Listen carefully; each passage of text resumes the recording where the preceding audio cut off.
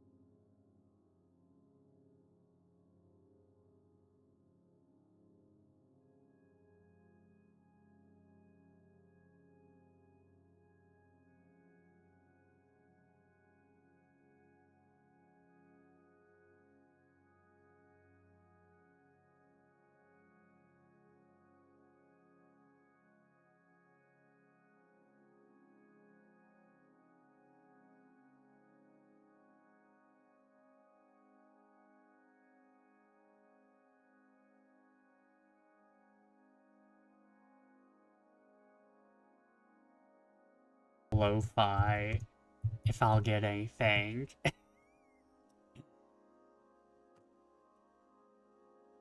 Actually, I do get stuff. Okay. Not like super much, but it's enough. Okay. Oh wait.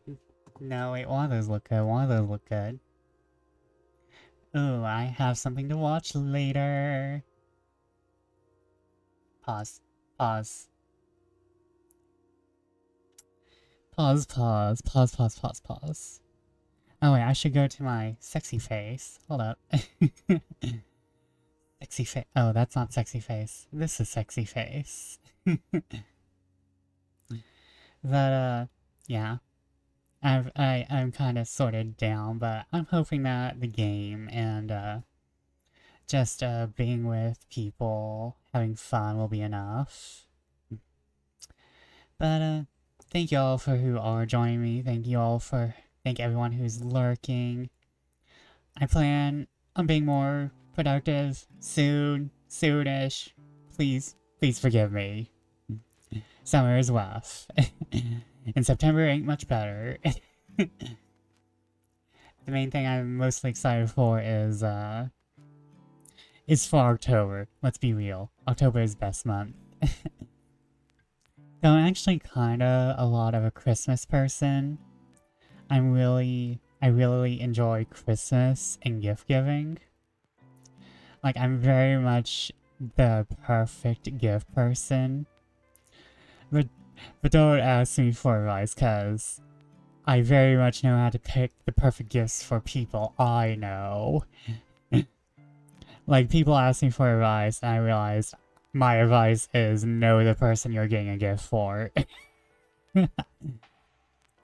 And know what they like and enjoy.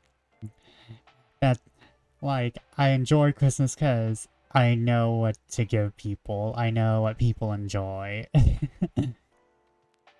It's just my powers of fate helping me in my gift giving. It's part of being the shop owner here, you know? How will I change fate if I'm not the perfect gift giver?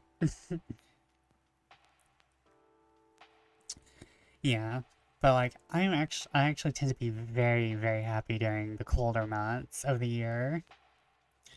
Uh, it's just that summer is rough. Summer is the rough, rough months here recently. But that's more of a mixture of just the heat and the grime with the traumas of my shop owning, of how I got here. I'm very I want to say this is a safe space, but also, like, please don't trauma dump. It's really hard to balance. I want people to relate and know, hey, you're not alone. You're never alone. People are always want to be here for you, you know? Let's see here, did I put that out on my Twitter? I think I did. I think I did. We'll get started in just a few minutes. I like starting on like a nice even number. I like starting on a nice even number. So that's why we'll start at 8:15. Let's see, I'm just making sure it's gone out everywhere. Just making sure all my announcements have gone out. But let's talk about something like music. Right now, music is kinda... Actually, I'll be totally honest, I'm not up to date on who the newest people are. I'm not up to date. I'm still like Dua Lipa and Olivia Rodrigo, right? Those are the newest pop girls. And there's still Doja Cat, but she's in that weird position. I don't mind a little bit of drama because like she's been treating her fans like weird. it's kind of trying to blame it on the personality of the era, but just the Doja Cat is just one whole deal. One whole deal.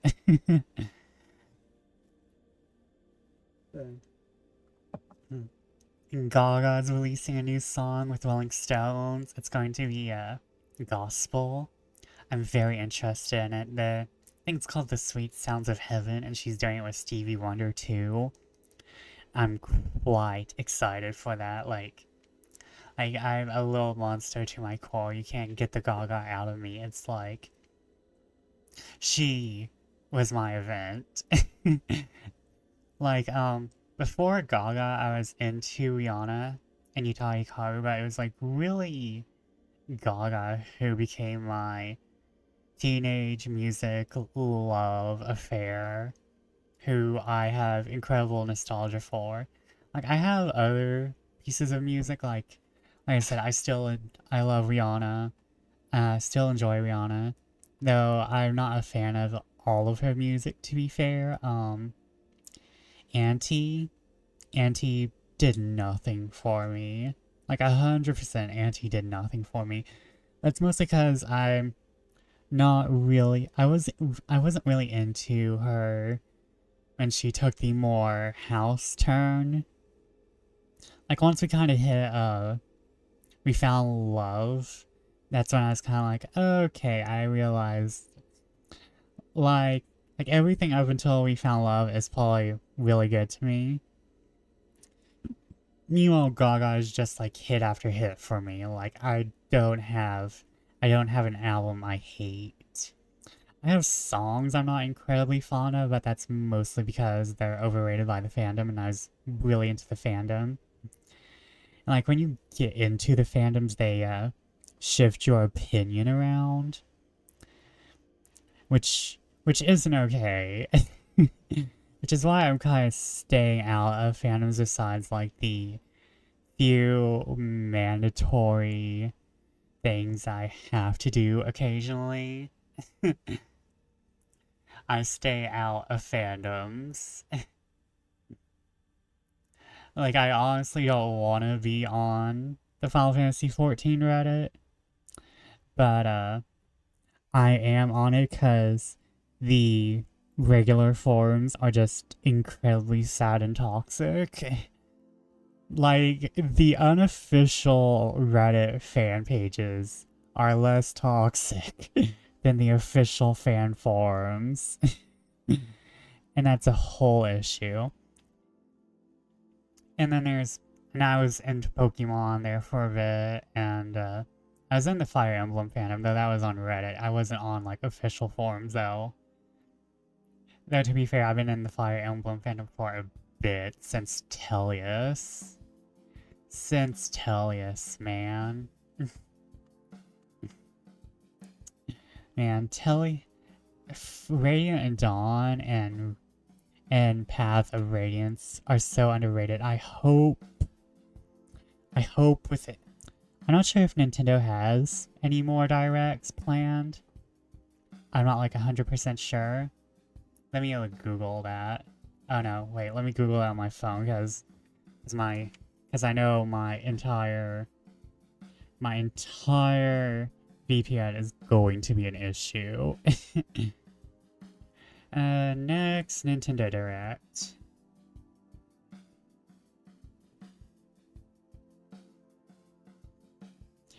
But, I hope within the next few months, there's another Nintendo Direct. And, like, they reveal Fire Emblem Tellius as one of the remakes, because Tellius deserves remakes, or at least port. I'm not sure if they have them on the Nintendo eShop right now, but I would like to see re-releases of the Tellius games. Like, a lot of people are complaining about the 1,000-Year Door re-release, though not for any actual good reasons. But people are complaining about that, and it's like, you know, according to records, the GameCube didn't sell that well. According to records, the GameCube didn't sell that well, so they have all the reason to re-release the GameCube games, and and there was like a lot of hits on the GameCube.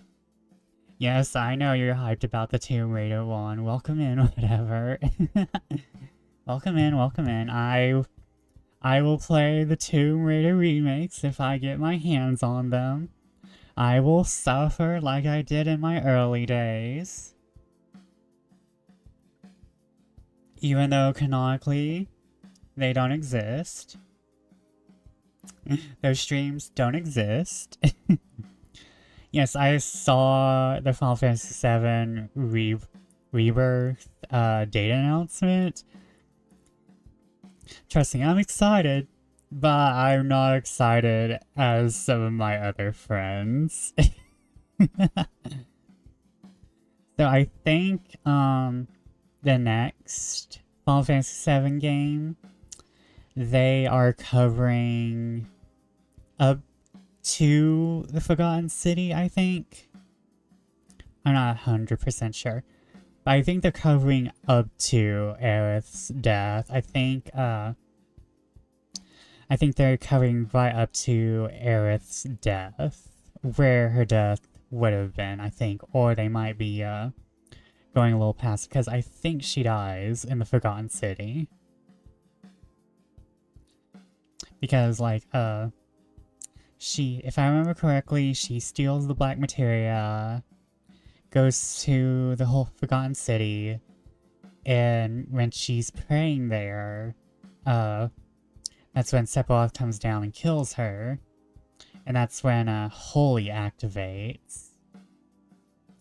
So, what's happening with Rebirth/Remake, this whole, like, series, is that, a lot of people are saying it's going to be another addition to the compilation while also being its own thing, which is very interesting. I kind of said this yesterday, because like I was talking about doing writing, and because I was also talking about all the game stuff yesterday. But what they're doing with the remake is honestly really, really intelligent, because everyone knows Final Fantasy VII. Everyone knows the story. Mostly because there's been movies. There's been movies, follow-up games, follow-up media. Like, the whole major part of the original game has been spoiled. Because there's so much side content. And like, changing up the main story was probably the way more intelligent thing to do. Because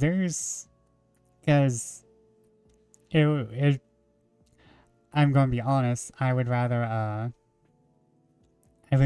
play a new story than play a straight up port. I'd rather play a new story than just a straight up port. And I feel like I'm in the minority on that. I feel like a lot of people are in the minority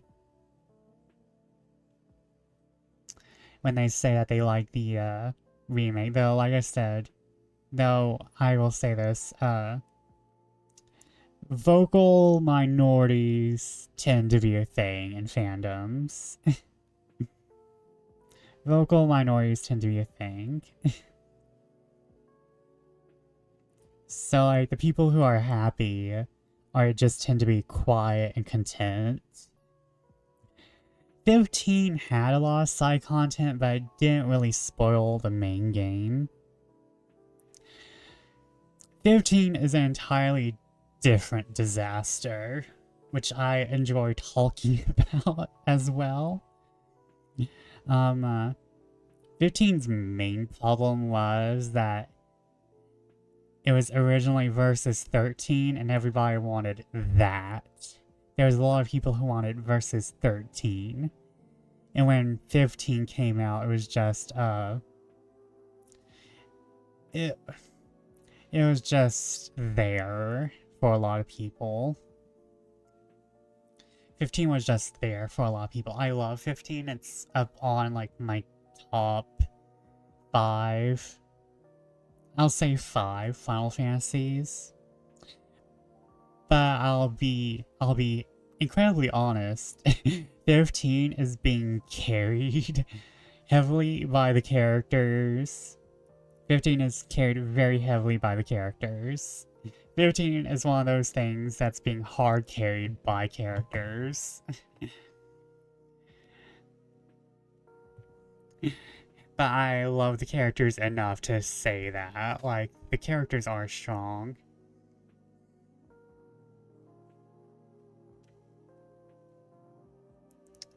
Like, the characters of 15 are strong, and they, like, wrote it really... They wrote the characters and their interactions really well. Yeah, and I think, 15 is one of those things where it's going to be considered really good down the line. And we've already hit that point where, oh, Final Fantasy 16 sucks, but Final Fantasy 15 was good. Like, we're already hitting that, but most people, a lot of people are saying that about Final Fantasy 16 in general. They just don't want to have fun. They want to be like, oh, Final Fantasy needs to be turn-based or ATB, and it needs to have all these things. Bitch, what? The only turn-based one was Final Fantasy X. The only, and quite frankly, the ATB system is kinda crap. Because it's just turn-based, but with different things. And like, we haven't had... The last game we had the ATB system in was the 13 series. The last game we had the ATB system in its true form was 13, and... Let's not talk about what I like to call the cunnilingness of Lightning series.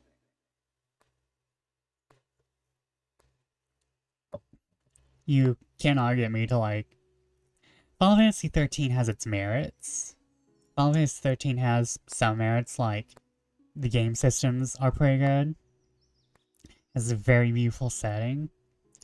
I just don't enjoy the literal god worship of lightning from like 2 onward. Like, I think it would have been a way more interesting series to not have focused on lightning. I feel like lightning is unnecessarily put on a pedestal for the games. And I would have honestly rather have seen the actual idea of Fang and Vanille. Because Fang and Vanille was supposed to be the original protagonists, I believe. Yeah, you should play 15, especially now since it has all the DLC and all the patches, so you have all the lore. And not to mention, during battle you can play as all the main characters, not just Noctis. So, I suggest, I highly recommend playing there is one chapter which everyone hated because it's hard to play as Noctis because of the mechanics. I call it the Resident Evil chapter. I suggest playing that as it was like as Noctis, because you can switch over to like I think Ignis or Gladiolus.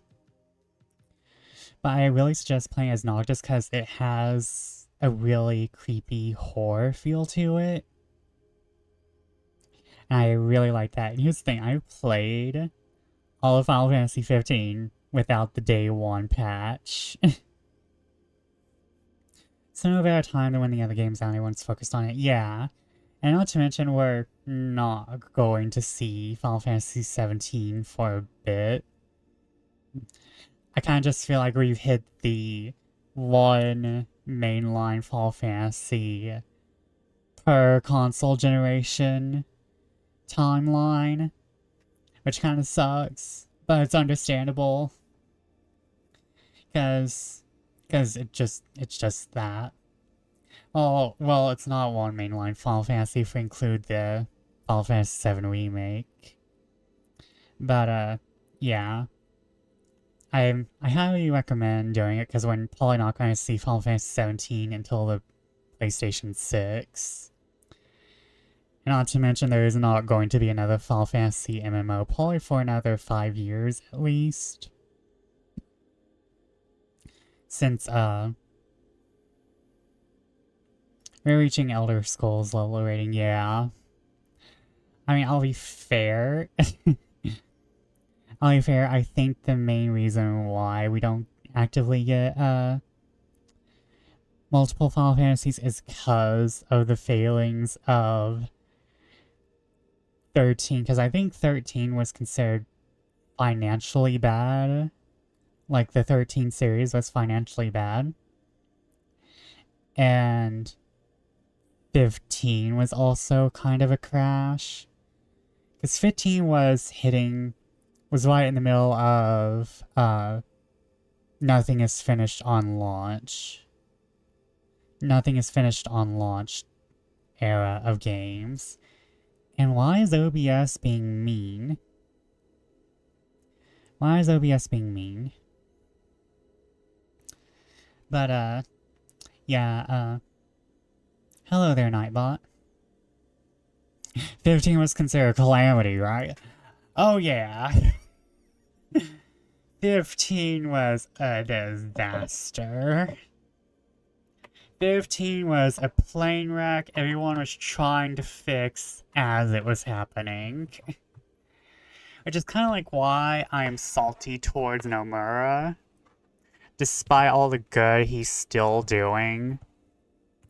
But it's kind of like why I'm salty towards Nomura. And you can't stop me from being salty. You can never stop me from being salty towards Tetsuya Nomura. It's my thing, it's my personality, it's what I do. I will throw shade at Nomura because of... Well, to be fair, the version of Final Fantasy 15 I like would have never existed without him being a hot mess. Without him being an enormous, fallen over cup of soup. I don't know, I'm trying my clapbacks. like without him being a female level disaster, like, you know, something that hospitals would actually care about, I would have not gotten the Final Fantasy 15 I enjoy. Like, if they kept trying with Nomura and pushing it, we would have gotten the one I wouldn't have liked, probably, because I enjoy Prompto as he is. I enjoy most of the characters as they are, except Gladio, but that's more of me not liking the type of person Gladio is. He's well written, which is why I hate him. I think the version I have is just the basic version. Well, the patches still add this stuff. I think you still get the quality of life that came with the DLCs. But, I would suggest, getting the DLCs, if you can. Like, I think there's, like, the Master version, the King version, or whatever it's called. Oh my god, hold up. I'm going to disconnect for just 1 second. I just need to change... I need to throw the, I need to throw the observatory just like 5 inches to the left. Hold on.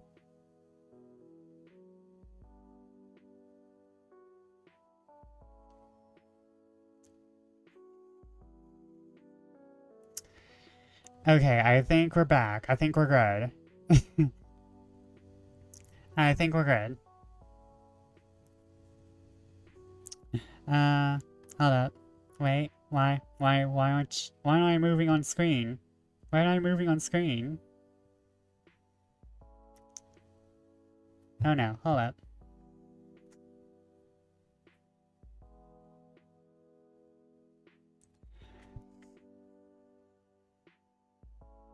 There we go. There we go. There we go.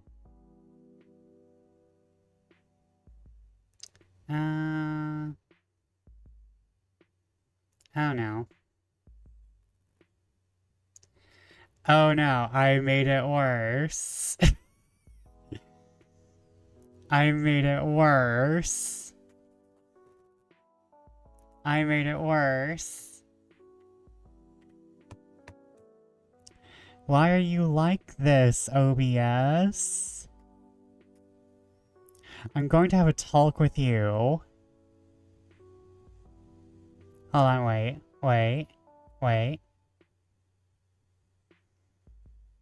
Are you going to behave? Are you going to behave? Damn it, OBS. Yeah, but it's been existing for a little bit too long for my taste. I'm getting all glitchy. It's gross. Let me just shift again. Let me just toss the flipping thing. Let me just toss the observatory a little to the right again. Okay, I haven't used this one.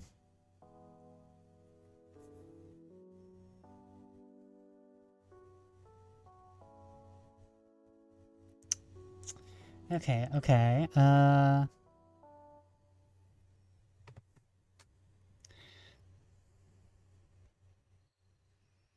Why do you want to be mean to me, OBS?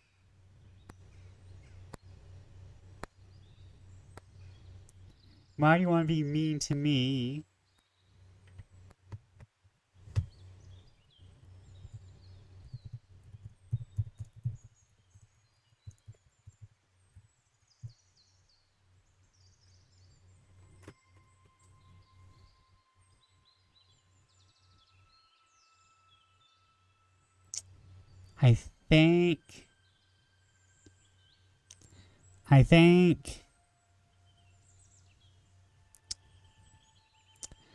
I think OBS might need...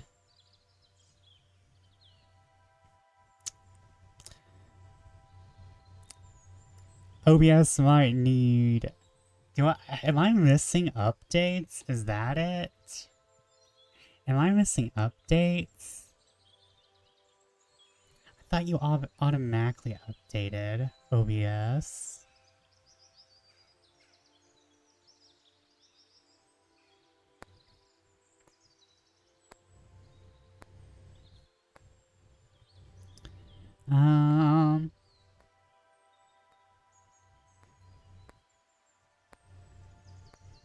What? So the latest release... Okay, so I haven't updated since June 19th, so that makes sense. Why are you like this, OBS?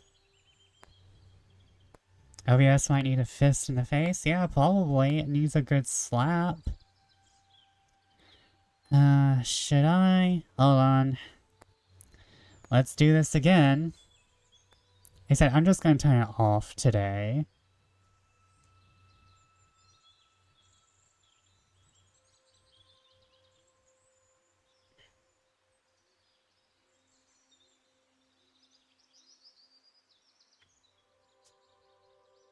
Okay. Let's see. Why aren't you connecting?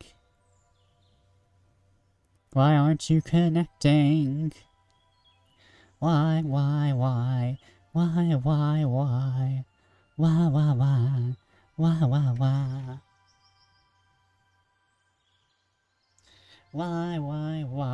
Entertaining the VOD watchers on YouTube.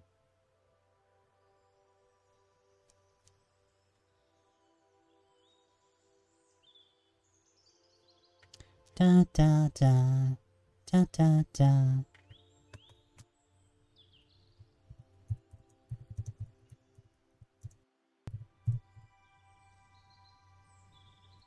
Okay. Okay. Is it working? I like how I said OBS is being mean and then I turn off my VPN and then it works.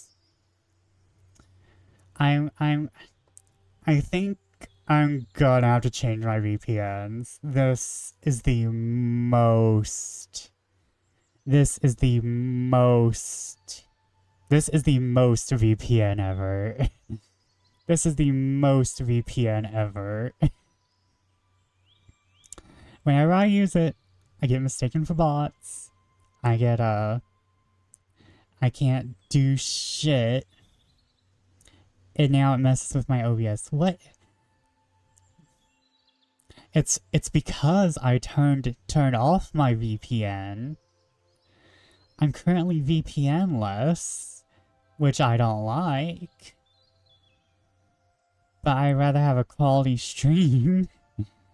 I'm currently not in the reaches of hate raid, though. I mean, if that becomes an issue, I'll deal with it. But for now, let's shift over to gaming. Let's start the music.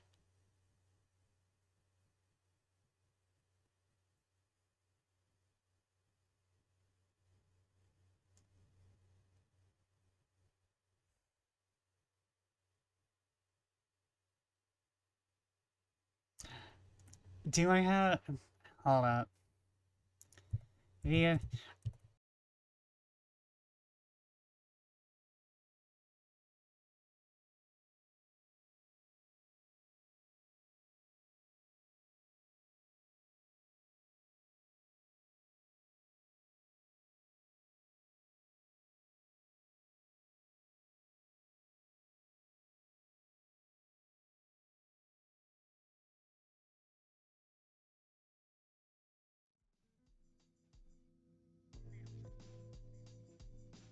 Oh, whoops, I muted myself, because my ass is stupid.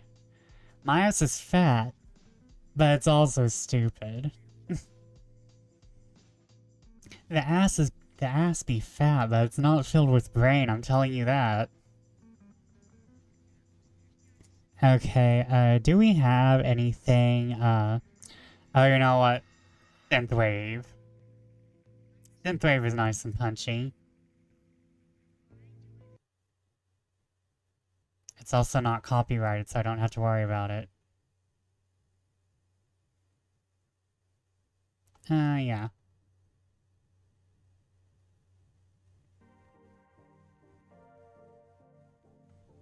There we go. Okay.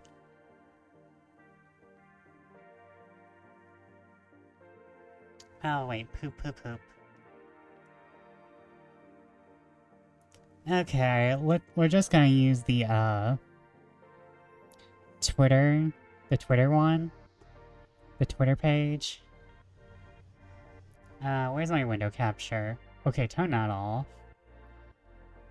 Can I turn it on? There we go. Let me close some of my emotional support tabs.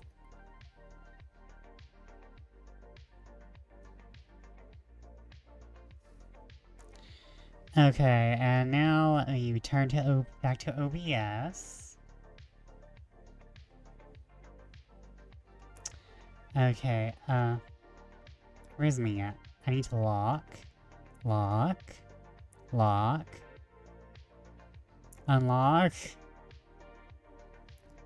Why can't anything ever be? Yeah, we only have like 6 designs to go over. So, we'll do that right now. Wait, I probably need to be smaller. And I'll be down here.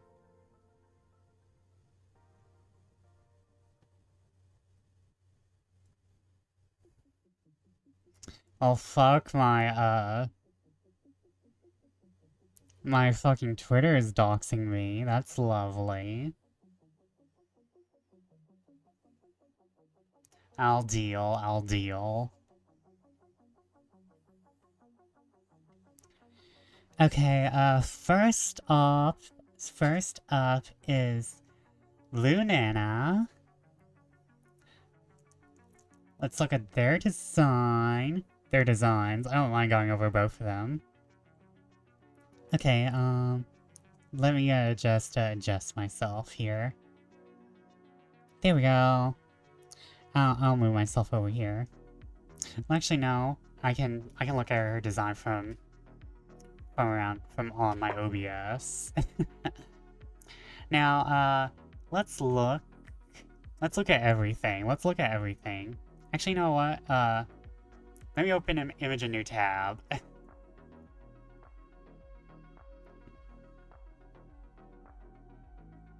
Oh, derp. Derp.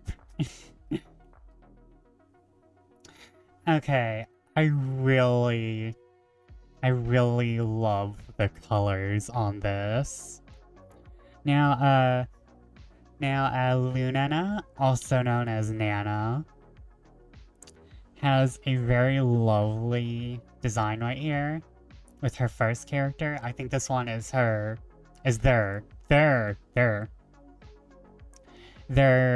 main persona. And I think it's like a bog fungal tanuki. And it's super cute, like the colors. The colors are all primaries or neutrals. So they all go together like so well. And like the balance of the colors versus like all the elements is something I really enjoy. Not to mention how they use like all these like little pieces of growth, like plant growth and fungal growth, like in the place of like clothing details. That is amazing.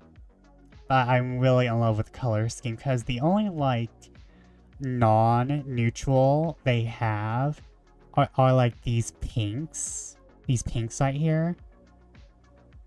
Like the pinks on the paw and the claw. And like, let me zoom in. Can I? Like these pinks. These are the only, neutrals. Like non-neutrals. And like, they work so well. Like the color balancing is immaculate. And I don't like where I am. Like, it's very cute, but also like you don't see like this kind of super cute design with a very like druidic look, like this very nature tone look. And I would like to see like Nana's design. I like to see Nana's design done by like someone who does a Studio Ghibli-esque art. I believe that would be super cute.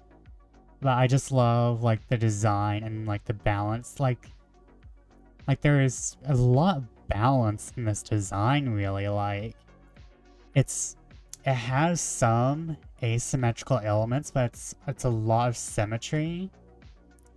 But a lot of the symmetry is also asymmetrical because of like how it's all fungal and natural growth. Even though, to be fair, a lot of natural growth is symmetrical, it does come in patterns. Like, you can see chevron on a snake. But like, 10 out of 10 design, really. Like, 10 out of 10 design. Like, especially with how the fur kind of looks like leg warmers and arm warmers. Like, it's just a very cute design as a whole. I also really love the dot eyebrows. Those are just adorbs. And also apparently, Oh man, she has an ahoge. They have an ahoge. Oh no, I keep saying she when I meant to say they. They have an ahoge that is super cute. And like that's kind of like the amazing thing about character designs, that you can do amazing things like take was a traditional anime thing, like a hair ahoge like you would see in Danganronpa, and turn it into like a leaf that is just like just mwah mwah amazing. And, like you can see it has like little thorns and stuff, like when they're angry, and like when it's sad it withers, but when they're happy or mischievous it kind of just stays. That is good. But like what I am really in love with is just the color balance and the detailing. I'm just in love with color balance and the detailing. And also the tails. Oh my god, they're so cute. Like, but I imagine they also be like weapons. Like imagine being thwacked, not once, but twice. But oh my god, I love this design. I always love Nana's, like, design. Like, just the color balancing of it. Just, mwah, chef's kiss. Just chef's kiss. All the fungus. I just love mushrooms and fungus. It's become an aesthetic over the years. Now for this one, I'm not sure if they have a separate name for this one or if it's like I think it's the human form of the previous one. So let's look at this one. This one's even more Ghibli. I could see this one in a Ghibli movie. I could see him in a Ghibli movie. I mean, them. And oh my god, they still kept the beans, but the beans are on the hand. That's like adorbs. Though like it also kind of has like this like a little weird element, but it's kind of like weird but cute. You wouldn't normally see that. Like human hands with beans. Like you usually see people go full paw with beans. And also gradient skin. Gotta love gradient skin. I have gradient fur, so amazing. In my next, whenever I update this design, I will have more of a stronger gradient on my skin. I want my hands to be way more purple. Well, more red-violet, since I'm more red on the purple scale. But I want to have more of a stronger gradient, so I love gradient hands. That's just good design. That's delicious design. But also, I love all of the cute parts of this. Like the leg warmers. I don't know if there's like a real way to... I don't know if there's something you can call these since they're not leg warmers. They're like fantasy leg warmers. The fantasy leg warmers. Sorry, I'm jamming. But I love the fantasy leg warmers with the like little cut off bloomer-esque short. And this leaf. Again, the color balance is very fantastic. Like, it's more neutrals, a lot more neutrals. But the red and the green really works. I like the big green eyes. And just like the green hair, green eyes, green cloak. It's a far more simpler color palette. But I think it works, especially since the gradient hands work off the black and the tails. There is a lot of perfect, really nice color balancing. And we also get a free snail. Free snail. Free snail. Gotta love the free snails. Also, this is super cute. The tail being so big they can rest on it. That's perfect. That's perfect. That's super cute. If you're going with a super big tail design, like, you should be able to do things like that with it. Like if you want to show off a character being cute, show them staying on their own tail or being wrapped up in their own tail. But this hat, also super cute. It also harkens back to the yellow in the other design. Not to mention, with it being so much of its own thing, you don't really have to incorporate it into the rest of the outfit. Not to mention, it matches the snail.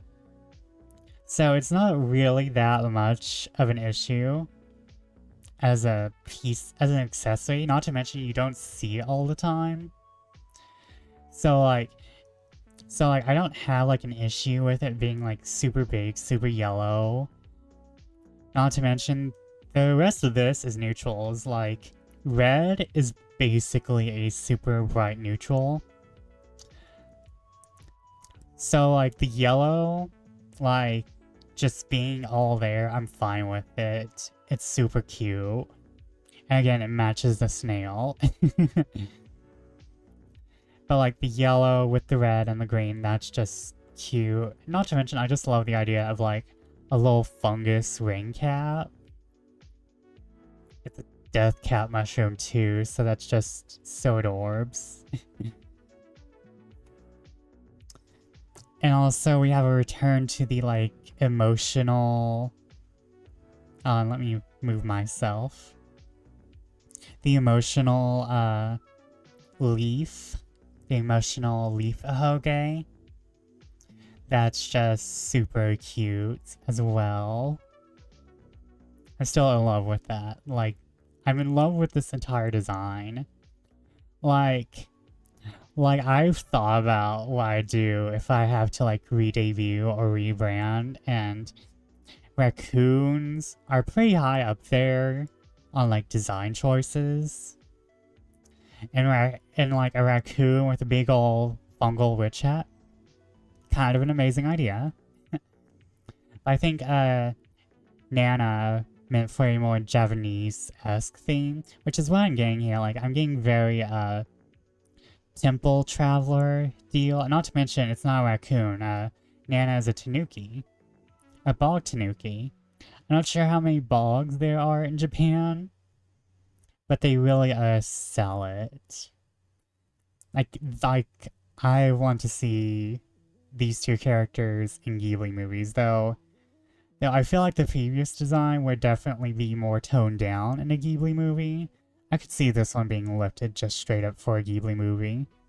Probably less, I don't want to say saturated, but probably in a different, hue. Because Ghibli movies use very, I don't want to say realistic color tones. They use very, pastoral. I'll say pastoral. I feel like pastoral is a good way to describe Ghibli movies. Very idyllic. While both these designs by Nana are very saturated with color, which is not a bad thing. I'm just saying, like, if these two were in Ghibli movies, they would be in a different hue. Like, probably the same color scheme, it'd just be in a Ghibli way. And we have ads, so we're going to take a small break for ads. I'm going to be right back because I need water. I need water. So, I'm going to be right back.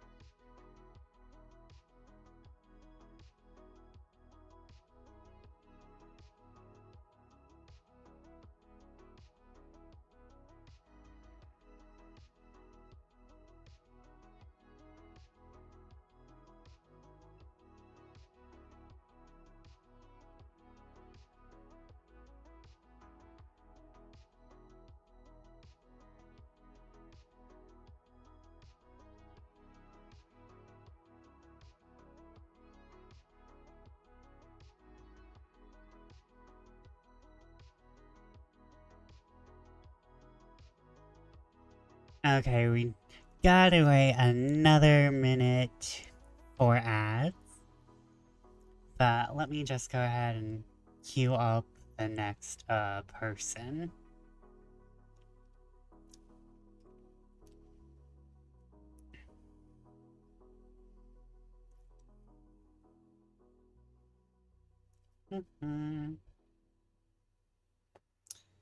Okay, our ad's almost up. Our ad's almost up. Man, ads take way too long. Yeah, I'm going to maybe look into canceling ads. Only if ads weren't mandatory. But no, you gotta be an ad person to be on Twitch. Gotta have ads to be on Twitch. Gotta have ads to be on Twitch. Gotta have ads be on Twitch. Are we back?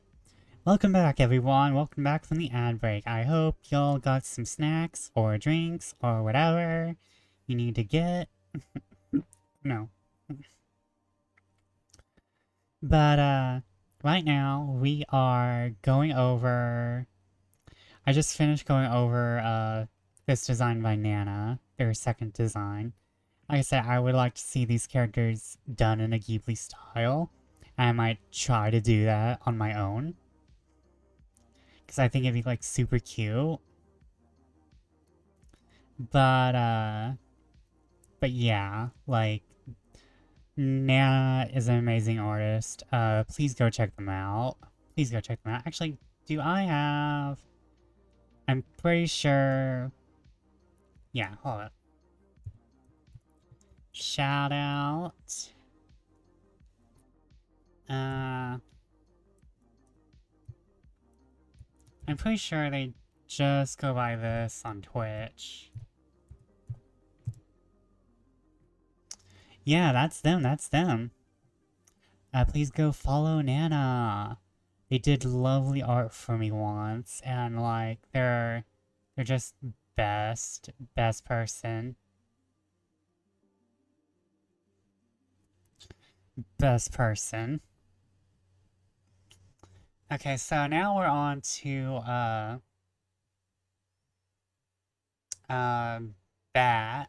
Want to Bat We. Want to Bat We. Let me just, yeah. I'm not sure if I'm doxing myself at this point, am I? I don't think I am. If not, we can just delete the VOD. Bat We! Exactly. Bat We. Okay, so... As a person into OG fashion, into super cute Victorian elegance, into that sort of very, into that kawaii, Victorian era adjacent fashion, that sort of stuff. This is adorable. I love this so much. Like the little suspenders and this amazing like collar. That's just cute. That's just cute to me. Like, I'm loving every bit of this. Like, let's just start with, like, this. This is cute on its own. And not to mention the silhouette of it. Like, that's the thing I forgot to mention with Nana's characters. Though hers also have a strong silhouette. This may be simple, but just the shape, how it interferes with the empty space, that's enough to make me be like, oh, what are you wearing? Like, if you saw this as like a completely blacked out silhouette, you'd be like, oh, what's this? Because of how the shape would be. Now, Now for like and I just like love this like floofy big lace all around. Let me just zoom in. I probably should just got this on I probably should just save this to my computer, but I'm lazy. But like just like this part with just like this collar, that's amazing. That's super big. It's like super noticeable. Thank you for the stretch. But like the collar itself is enough of a standout to where the rest of the design can be simple. But not to mention the amount of like recurring details. Like you see the pleating, the threads. The thread in the collar is repeated in the shorts. And so like you get that. And I think the bow color is the same color used in the bootlasing. So like, there's a lot of that. Not to mention, there's the sprinkling of these diamonds everywhere. So it's a lot of recurrence, which is what you want in a character design. Because you need it to tie all together, because let me zoom out a little. Because a lot of these are very disparate. I'll be 100% honest. A lot of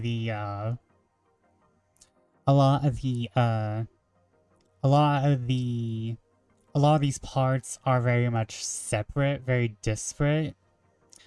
But due to the reusage of colors and certain elements, that really ties it all together. Cause like you can look at this hoodie, at this jacket, and you can see that it's the color of the ribbon. It's the color of the ribbon, so there's that.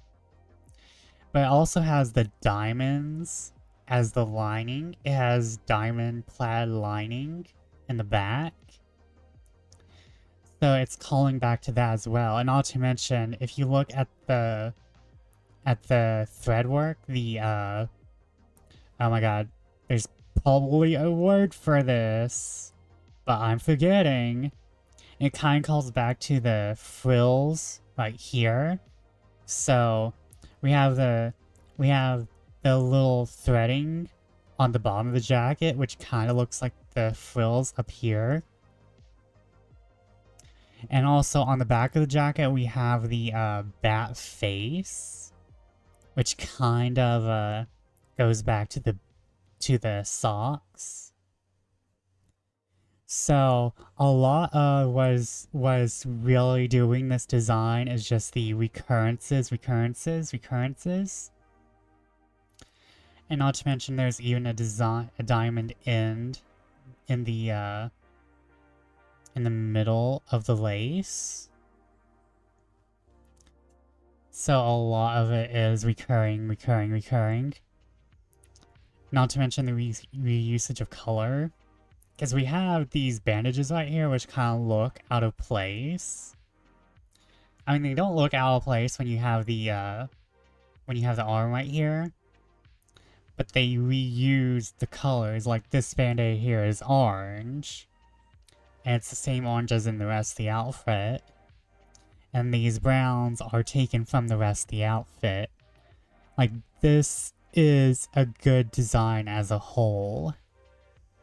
Like, you see the color palette here, and there's, like, nothing out of reach. I don't want to say it's the opposite of Nananuki, because it's not. It's just, Nana used a lot of neutrals. They just used them in a very saturated manner. So, what we got is kind of like, they could use more bright colors because the rest of the palette was very muted, very natural, very safe to be bright with. And meanwhile, we have a lot of bright colors here. They're also being used in combination with other elements. So like we kind of went from one type of design to another. Not that that we is very neutral. Not that we is, because they're using very bright colors, but they're very their design is simple, but not in a bad way. Like it's like the silhouette here is still very strong. Like I said, with the collar right here, just changing the shape and just giving like a little bit of something. Not to mention we have the option of these bat wings. Not to mention the bat wings themselves are asymmetrical again. Again, the same with like Nana, it's a very symmetrical design, but it has very asymmetrical elements. Like with the hair, with the alterations in the rings, like these little whips right here, they're not the same on both sides. And the one slumped off shoulder on the jacket, I really like that. I really like that. I also really like the cute little smile on the back of the jacket, even though no one will see it. It's very important to have stuff that makes you smile. It's very important to have everything make you smile. Because I have stuff that people don't see as well in my designs. So like it's very important that you have stuff like that. But I really like the design as a whole. Batwee is also a shopkeeper. I think they run either a shop or a cafe.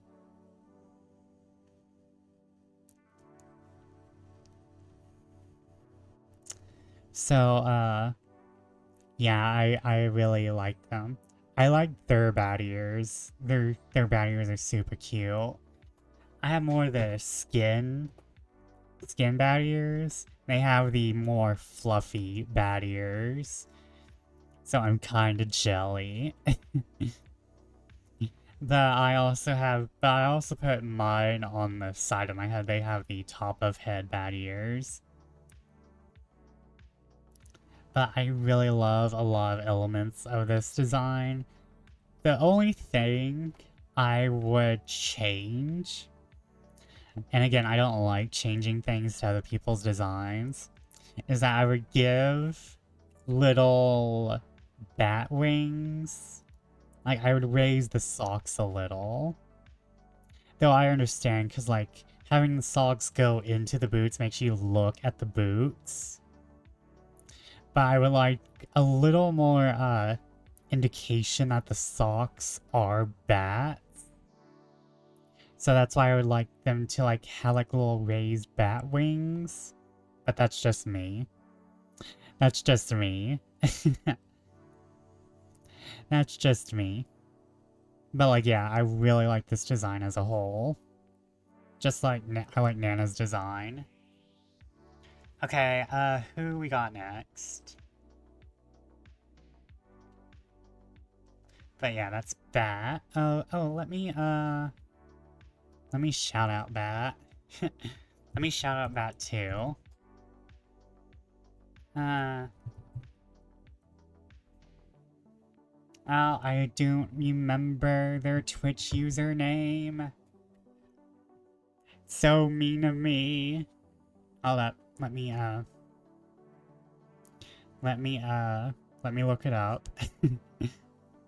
I'm such a bad person. Okay, it's just what I thought it was. Okay. Check out Batwee. They're lovely. One of the best bats, one of many best bats. He Yeah, I think his, yeah, I think his pronouns are he, him. I think. But he's very much cutie. And, hold up, let me make sure. Because I'm going to be angry with myself if I got his pronouns wrong.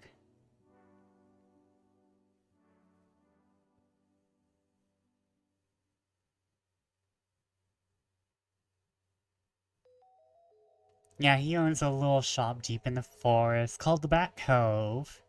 What would you like to purchase on your travels today? What? Oh, I switched up my, I switched up my, my thing. There we go, back to normal. We are not checking out my notifications no matter how badly I want to. Actually, you know what? Hold up. That's gonna bother me, so... Let me just, let me just, hide that for a second. Oh, it's no one important. It's no one important.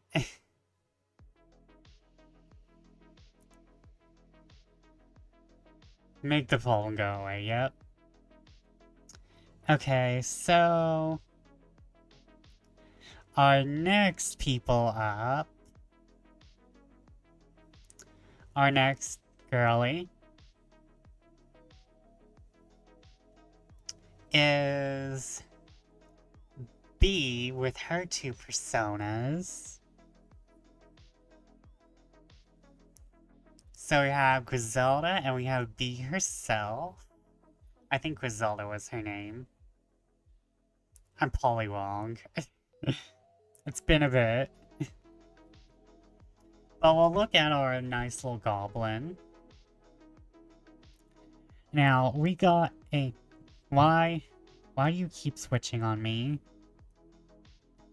Why? There we go. So, we got Griselda here. I think Griselda is her name. Like, not 100% certain. But we have her here. Now, she is inspired by Fran Dresser, which you can obviously see.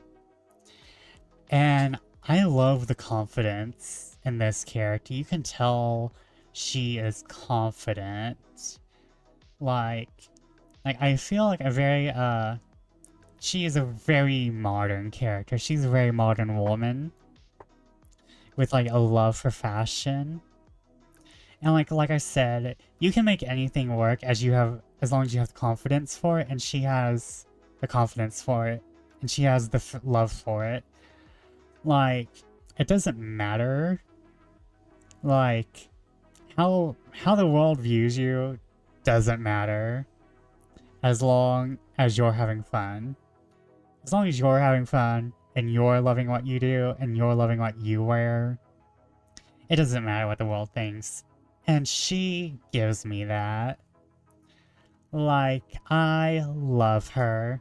Like, the fur-lined coat, the crop top, the cheetah the cheetah leggings, the cheetah pants, and these pleated shoes, these tufted pleated shoes. Love her.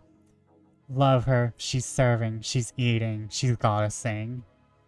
She's not Griselda the Goblin, she's Griselda the Goddess. I also really like her hair.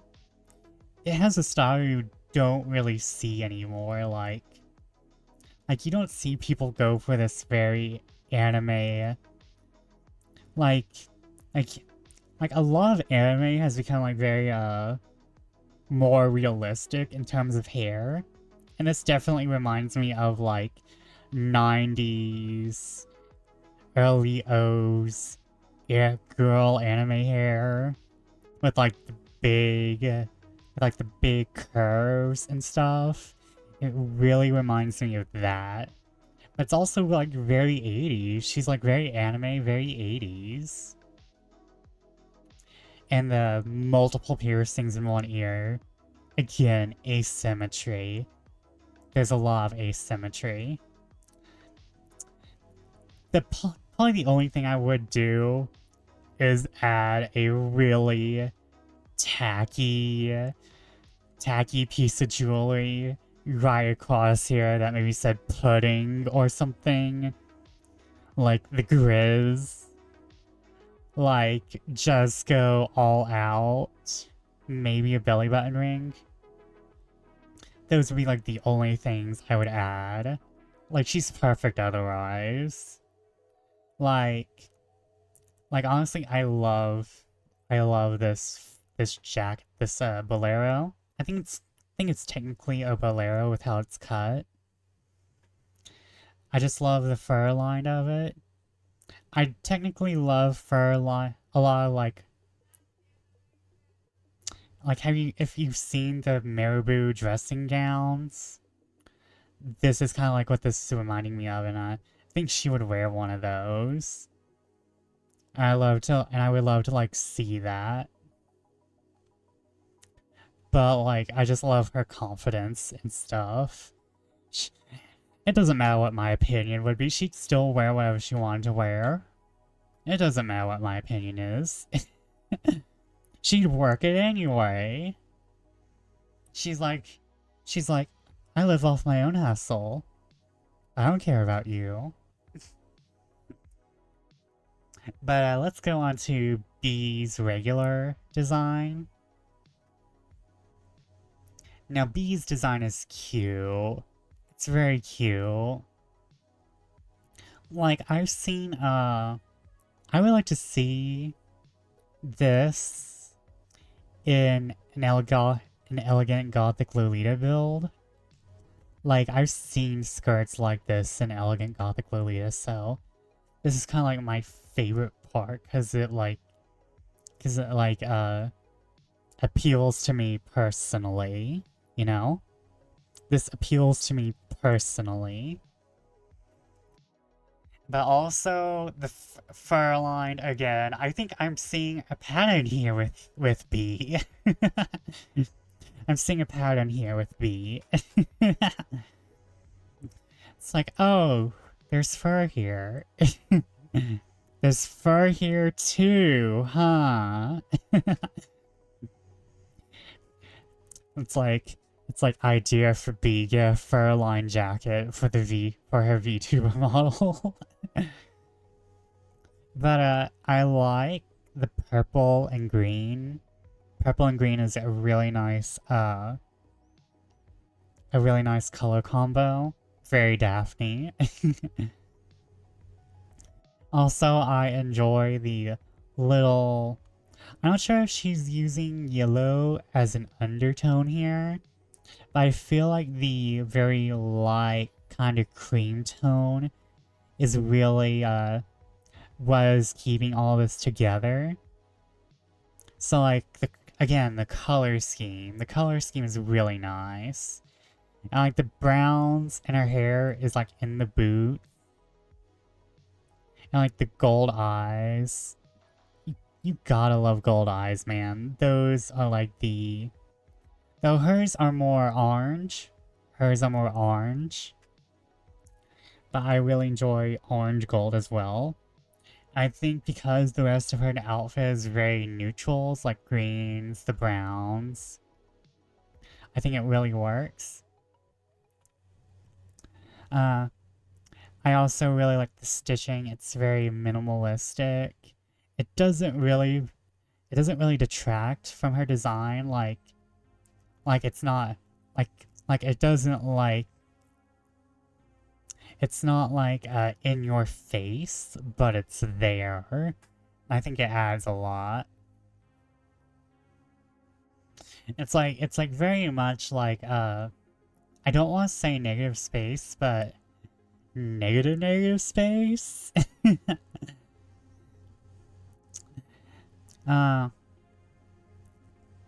But like, yeah, I also like really how like she did designs in the stitching. Because let's be real, if you're stitching together a living being, pause this face, maybe. But like, let's be real, if you're like stitching together a human being, wouldn't you make designs in the skin? Like, especially if you have like the soul's permission to do designs in the skin. Like, let's be real. Tattoos are a thing, why wouldn't aesthetic stitching be? Like, aesthetic stitching is a very good idea, especially if you have a zombie like VTuber, or a zombie akin VTuber like B, who is a stitched together jackalope, I think. Yeah, like B is I have to like make sure, because she's a rabbit deer.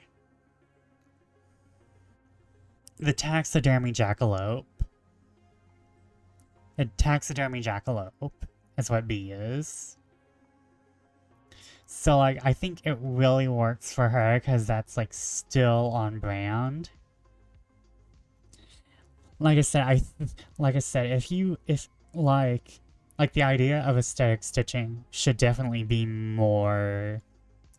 definitely more than just stitching across your face and stuff. Like, put diamonds in your skin like a bee did. Come on. Put diamonds in your skin. Not to mention, Bee has this like little like band-aid design, which is really cute. Bee kind of looks like a stuffed animal, which is what I think she's going for. Like Bee has this like very cute stuffed animal look, which is kind of just super cute. While she's technically, literally a stuffed animal, I mean, she's a taxidermy jackalope brought to life by love and a little bit of mad science. But Bee's design really works for her since she is literally and figuratively a stuffed animal.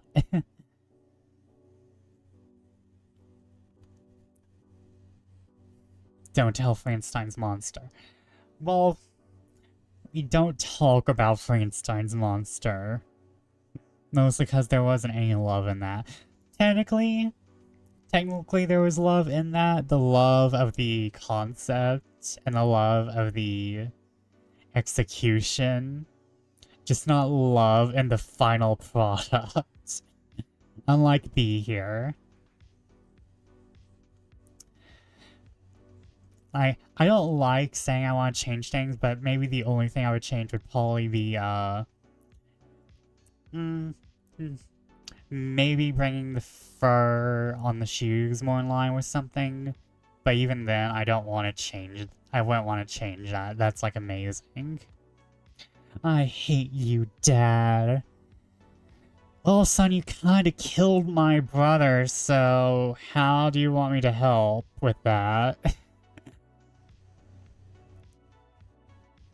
I kinda hope no one comes in after I do all this and expect me to be like, oh, I'm gonna be like, well, I went over everything already. There was only 6 designs. Now, we have... Who do we have? Usuki. We have Usuki. We have Usuki here. I think she is using a Vroid model. So she is working with already existing assets. So she's doing her best with what she has. Which I will say is still a lot.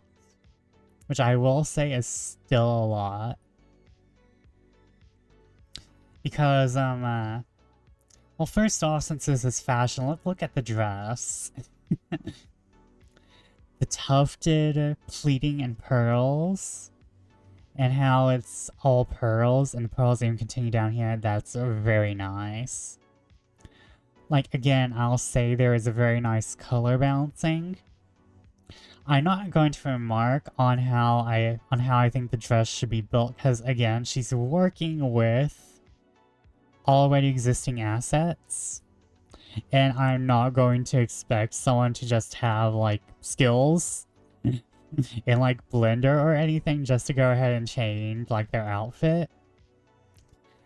But like if I was in charge, I would probably if she's looking for future assets, I would think like if she's planning on keeping the skirt, like the top part, she should get like another skirt that is short up front and longer in the back that trails. That'd be really interesting. I also think like having this like bat wings would be really interesting. Like having the dress cut into a bat wing shape, that would be cute. Again though, like she's using a V-Word. She's using I think the V-Word Studio, or I know it's a virtual tuber, basically model maker for free. So she's working with what she's got, and it's cute. It's cute. And like she cinched the belt, so like she's putting in work.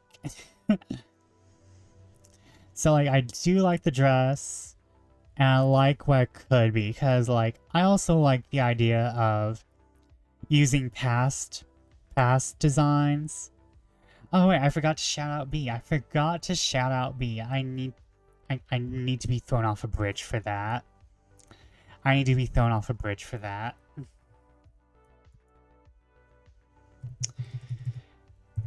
I need to be thrown off multiple bridges at this point. It's the only way.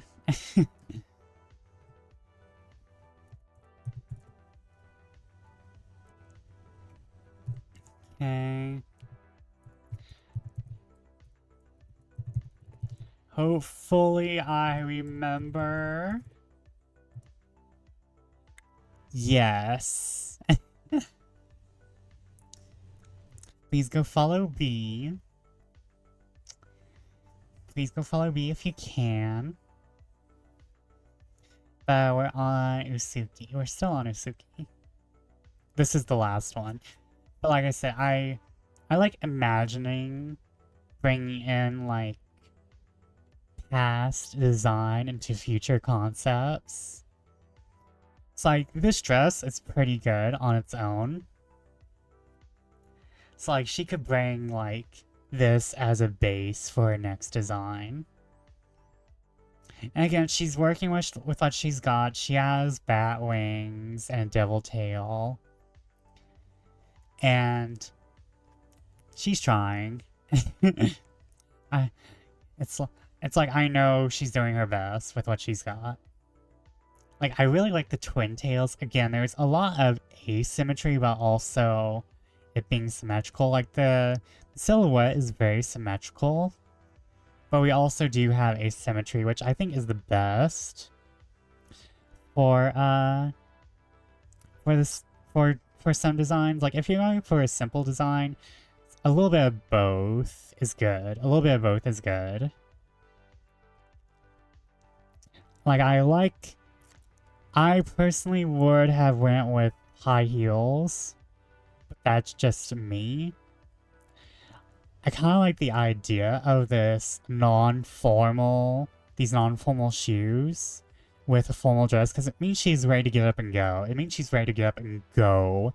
She's ready for a battle. She's ready for a beatdown. Like, she's ready to kick ass at any time. But this kind of tells me she's going to go for a more gothy design in the future, because you see the straps here and the straps on her arm. Like I imagine, like, that would be really good. I mean, like, if she goes more formal, that'd be awesome. If she goes more like goth, that'd be awesome. Like combat goth or something, that'd be awesome. Like I said, I like how she's doing her best. Like, yeah, like, we all have to start somewhere. And, like, she's starting with a nice dress and kick-ass boots. Yeah, we all have to start somewhere. And for some of us, it's with cat ears in place of bat ears. Though to be fair, it's really hard to get bat ears if you're not doing custom stuff. Because nobody's doing bat ears. Like, you may see a lot of bat VTubers. You may see a lot of bat VTubers, but you're not seeing a lot of bat ears. Not seeing a lot of custom bat ear assets, so yeah. Like the tail itself is even from, like, she'd probably be just using the wings if she could. But, like, I like what she's got. Like, I really like this part of the dress, though. The top, that's super cute. Like, again, I would like to see her carry some of this design into a future design. Like, again, I would cut this part of the dress into bat wings. I would cut that part of the dress into bat wings. And I'd probably change the roses and stuff into bat. Or, like, make it more bat-themed. Like, there's a lot you can do. Like, as a bat VTuber, you don't even need to make your design incredibly batty. Like, you can work elements of like, a bat's natural, body into your design. Like, I currently don't technically have rings, but I have a cloth. I have, like, a little cape that looks like bat wings. Like, you don't see it because, Loaf kind of excluded it from my PNGTuber. Again, when I plan on doing future updates, I will be adding that into it. But, like, I think it'd be interesting to incorporate bat elements more into the clothes than into the physical body. But I like to see what Usuki does, because there's a good design here. There's elements of asymmetry and symmetry, and, like, this is a memorable silhouette. Like, can you imagine twin tails with some really nice wings? That is amazing. Not to mention the color balancing is nice. Like, we have blue, we have black, we have just a little bit of purple and gray. So, like, we're working with mostly neutrals again. Like, all these colors go together. Please don't tell me I've been muted this whole time. Okay, no, I haven't. But, let me shout out Usuki. As soon as I can. Let me turn this off for just a second, because I don't want y'all seeing me fumble. Oh, have I not followed them? Oh no, that's sad.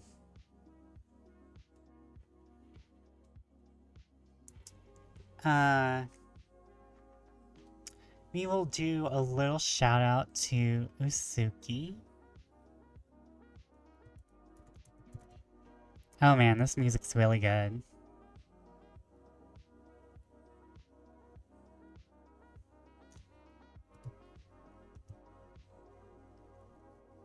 Okay, did that go? Yeah, that went out right. That went out well. Okay. Go follow Usuki. And, let me,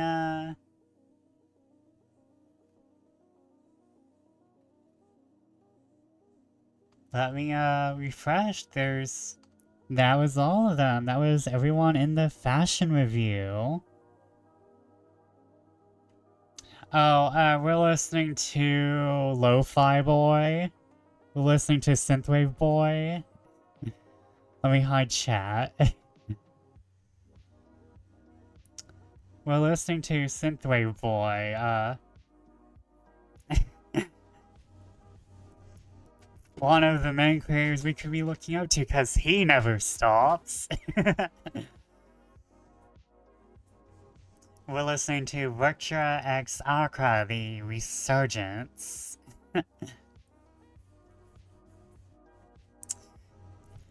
Yeah, I always try to look for copyright-free stuff so I don't get in trouble. I think this is copyright-free. But, yeah. That's what we've been listening to.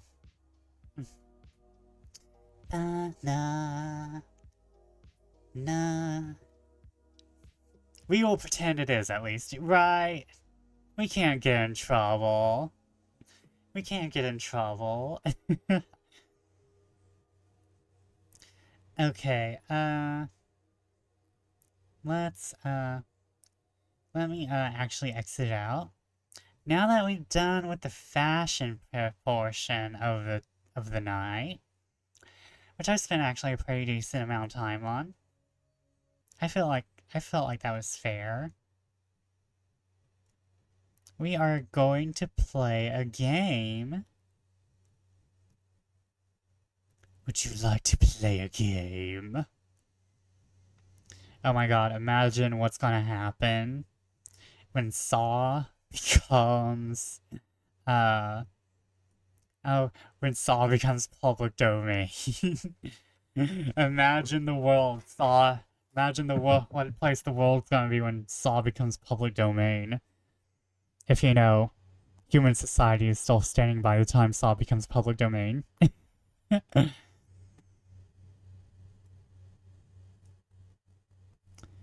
Okay, desktop.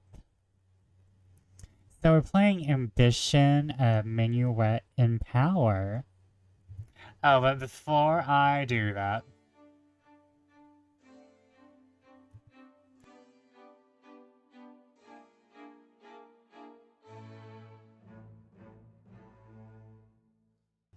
I remembered. Oh, damn. The music is being... The music is extra.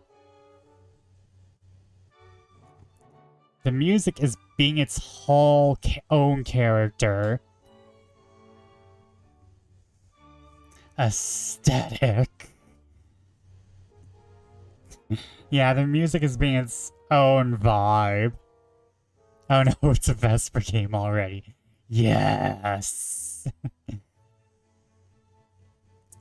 We are going to be queens, everyone. We are going to serve.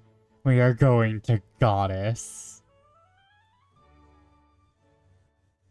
Prologue, Yvette's story, 20th of Mars, 19-something. The carriage... Okay, I have to turn this down for myself, because I can't flipping think.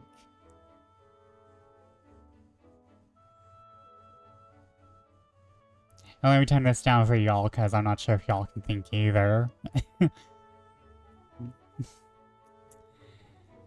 carriage rumbles and bounces along the cobbles as you approach Paris. It's taken over a week to get here, even carrying just yourself and your luggage. Your fiancé, Armand, arranged for the carriage to take you from your small village to a tavern he enjoys called the Orphan's Feast. There he'll meet up with you, and you'll likely take dinner together, and then he'll show you to your new home in Paris. Oh no, it's Paris. I'm going to be here forever. For now, though, you've finished all your books, and Armand's lair is your only entertainment, other than staring out the window. Might as well take in the sights. Reading the letter one more time wouldn't hurt. Coachman, let's go. I don't have all day. We're gonna be nice. We'll take in the sight. You crane your neck out the window to peer at Paris. It's even more than you imagined. The streets are a riot of color and energy as people go about their days. Elegant persons of fashion strut like brilliant peacocks. Oh, this is perfect. This is perfect. Oh, hold up.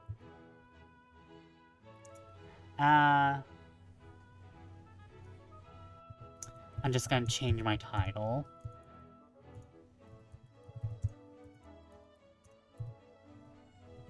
Clicky clack, clicky clack, clicky clack. There we go. I think we can change characters. I'm not 100% sure. Students stumble under the weight of their books. Beggars alternate between pleading for alms and shouting invectives at passers-by. Everything feels significant, like the world's next act hinges on all their choices. Well, it's a visual novel. Though part of you is worried by your unfamiliar surroundings, you mostly feel excited. This place is the stage for your new life. Wait, when's my next ad break? My next ad break is in like 15 minutes. Okay, I have to remember that. We'll read Armand's letter. You must have read the brief letter over 100 times, but you've always found new details to puzzle over. Armand's letters were often extremely long, a habit you frequently teased him for in your own missives. Share Yvette. Oh no, the French is coming out. The French is coming out! I'm not even French! I know it may be sudden, but I want to invite you to live with me in Paris. What year is this? What fucking year is this? I don't know. Oh, I just noticed this up in the upper hand corner. Hold up. I'm not sure if y'all can see it, but I sure as hell can. Let me unlock. Let me move y'all down. Say we chat.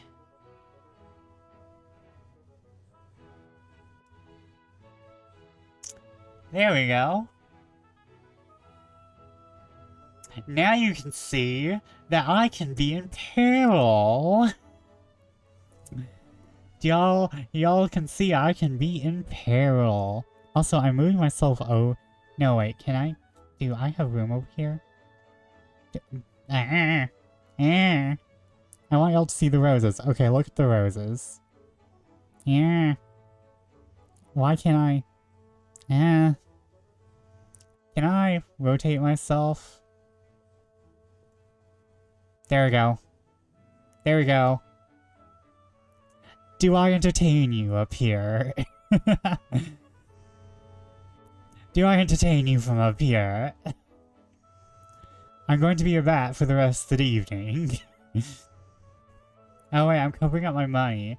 Okay, you know what? I can go here. I can go here. Maybe. I'm not sure what year this was. I'm not sure what year this is. I think it's 1879. I'm not 100% sure. I think I saw an 18-something. Back in your provincial hometown, you were engaged to Armand before you moved north to Paris to participate in the Estates Generale. He dreamed of changing the country, and this was the political event of the century. You mailed love letters soaked in perfume. That's so romantic. I love the idea of love letters soaked in perfume. He replied with volumes about how much he misses you. The romance of it all helped make up for the inconvenience. Not that your parents cared much about the romance. At first you'd been afraid to tell them their youngest daughter wanted to move far away. Instead, they nearly threw you onto the carriage to follow him on to Paris. While you understood the significant benefits your common family would receive from your marriage into a noble one, you couldn't help but feel a little annoyed at their eagerness to see you off. It's like, please go get married.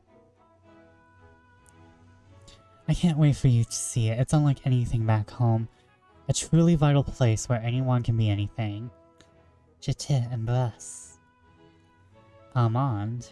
I probably mispronounced that. That was something you were looking forward to. A chance to be something more. It's New York! Welcome to New York. Welcome to New York. You can be anything you wanna be. Boys kiss boys and girls kiss girls. After all, Baroness Yvette de Marveau has a certain ring to it. Before you know it, the carriage starts slowing down. You must be here. Armand arranged to meet you at a tavern named the Orphan's Feast. As tired and wimpled as you are, you're glad that he planned to meet you in a place with ample food and wine. When you arrive, the coachman helps you out of the carriage, and you find yourself outside a glowing, friendly-looking tavern. The sign shows a grubby-looking child holding a plate piled high with fresh bread and roasted meat. This must be the place. Inside, a woman polishing a lamp looks up at you as you enter. Her face breaks into a bright smile. Bonjour, madam, and welcome to the Orphan's Feast. Her eyes linger expectantly on the door for a moment before settling on you. You're suddenly reminded of how rare it is for women to travel by themselves. Ma'am, I think you have sushi on your head. That's like a salmon roll with mayo on it. She has a salmon roll on her head. How may I be of service, she asks. God, I could go for sushi. Well, there's her head. There's her head. This is my first time here. Is there anything I should know to help me find my fiancé? Honestly, you should not be saying that you're alone as a woman. But okay.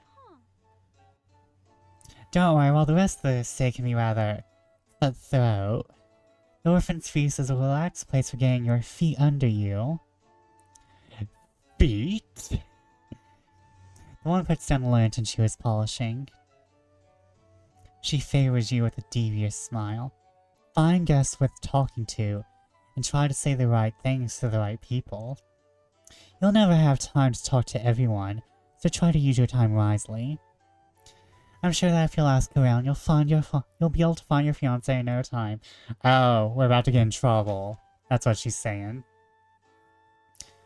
When she puts it that way, it suddenly sounds so easy. While you only have one outfit to your name at the moment, the Orphan's Feast doesn't feel like a particularly judgmental place in terms of fashion. Your credibility won't be shifted by what you're wearing here. As long as you explore the tavern and talk to people, you should be able to find Armand soon enough. Why do we only have one outfit to our name? Girl, are you that poor?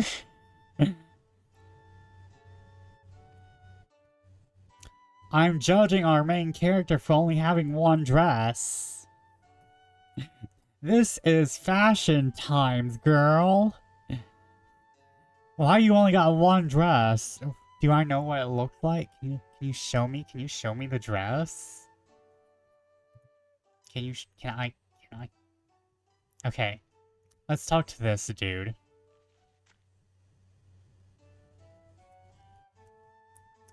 An amorous inquiry. When you search for Armand, a handsome young man approaches you. Maybe he'll be able to help. -5 to 10 credibility, 0 to 5 peril. Oh, you come with a lot. A reason for travel. A fellow traveler sits at a nearby table, having recently became acquainted with Paris himself. Maybe he'll be able to point you in the right direction.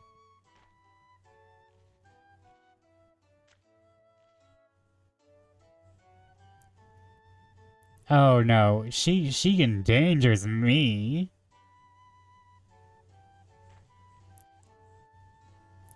The girl with the sushi head endangers me. I'll talk to you.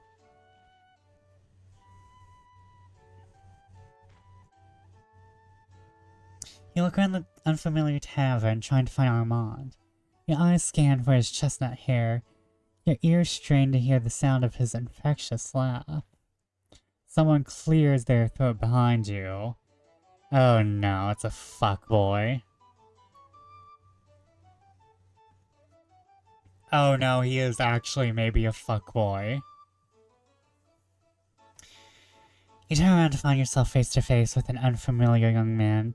He's well dressed and handsome enough, but it's the middle of the day and he always smells like 2 bottles of wine. Oh no, he's a drunk fuckboy. This is going to end well. Pardonnez-moi, madame. I can never ignore the sight of a woman in need and you appear to be lost. I'm about to be a woman not in need. I'm about to be a woman about to slap you across the face with a wine bottle.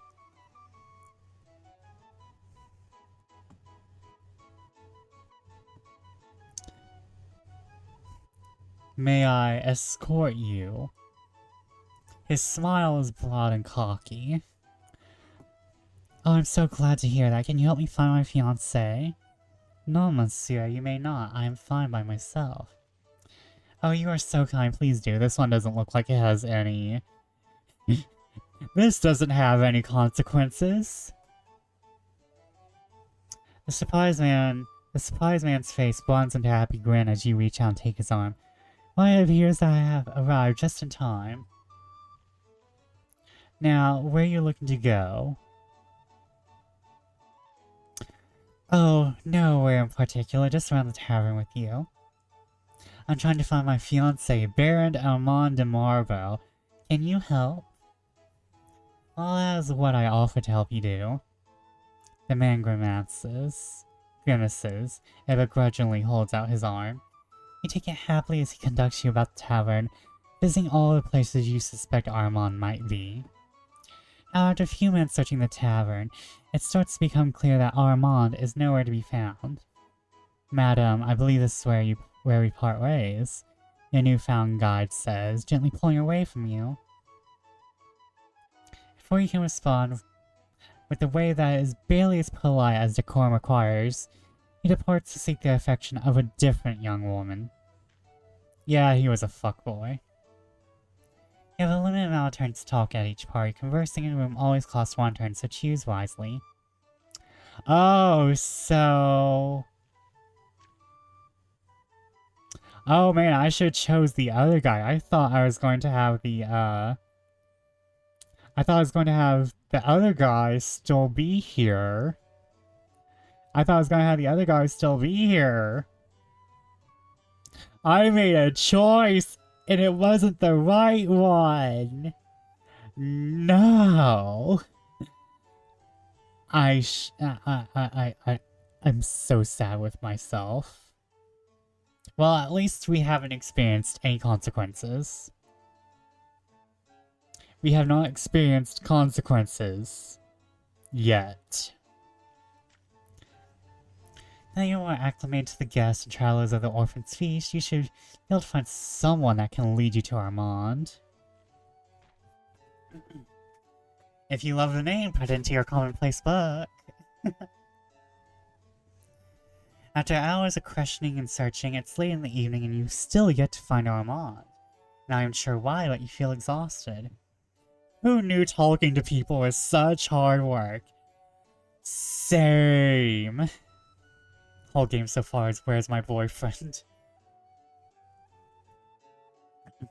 Well, if the D is good, you'd be searching for it too. But he writes love letters soaked in perfume. I'd be looking for him too.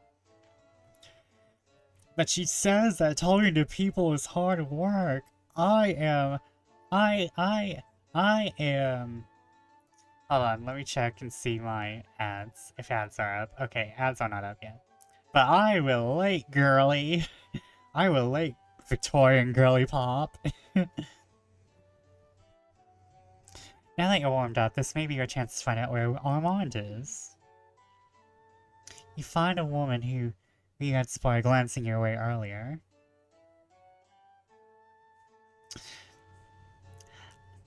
I feel like First choice, I'm looking for my fiance Armand. Have you seen him? And the third choice, my name is Yvette. I'm looking for someone. Can you help me? Both of these seem too casual for the time. And I think calling him by his title is definitely more the right way. At the mention of Armand's full title, she laughs nervously. She makes small talk for a brief moment before excusing herself, disappearing into the crowd. The room appears to be emptying out. A gentleman you remember seeing earlier walks by. He might prove to be a little more useful.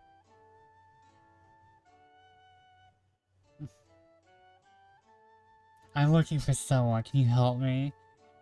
I mean, that someone could always be you. Have you seen my fiancé, Baron de Marble? He looks at you, glances over to the woman who you spoke with earlier, and quickens his pace as he walked by. The room is emptying out even faster now. You manage to get the attention of another woman. Hello, She doesn't even slow down before she leaves. After a third person gives you the cold shoulder, you start to wonder what happened. Are you really that out of place? Is it something about Armand? What is going on here? Still, you check around the orphan's feast one last time. There's no sign of Armand, not even an open tab with a tavern keep. This poor girl, she just wants to be with her boyfriend. Something tells me Armand fucked up. After waiting around a few hours, you leave the orphan's feast, dragging your small mountain of luggage behind you. After all, the coach was only hired to take you to the tavern. Armand may not have been waiting for you like you said he would, but you memorized his address from all the times you wrote it on your letters to him. It's the middle of the night, but the street is still teeming with life. The light from the windows and the street lamps sparkle like stars.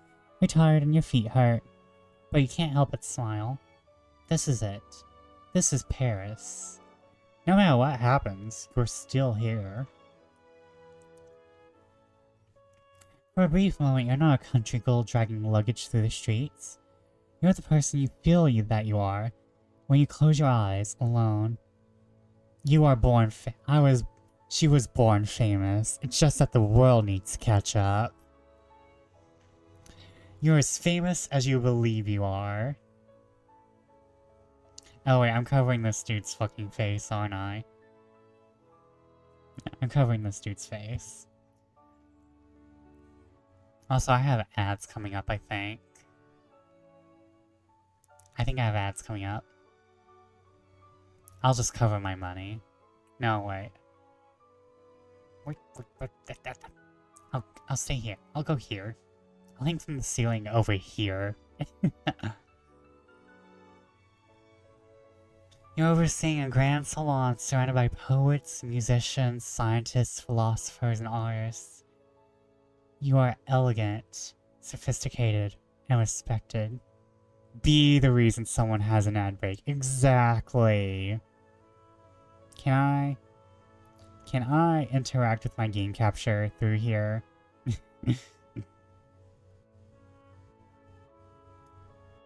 No, I cannot.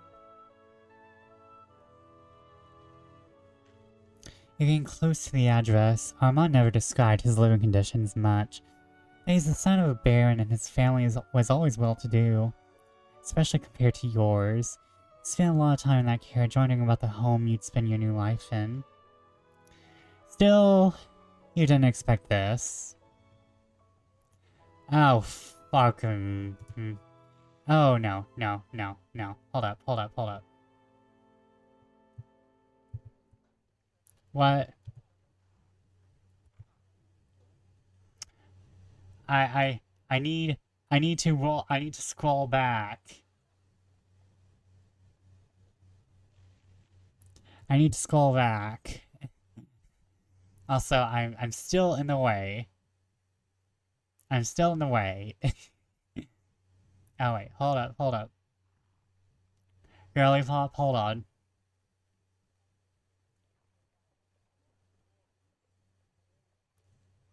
I'm Hold up. Hold up. Wait. Damn it. I'm in the game. I'm in the game. Hello. Hello, Camille. You're not important right now. I'm sorry, it's all about me. I want to show off the roses have been shown off. The roses have been shown off. When I would like to know when my next ad break is. Satan. I think I have to go into my actual stream manager. I have to go into the actual stream manager. I think.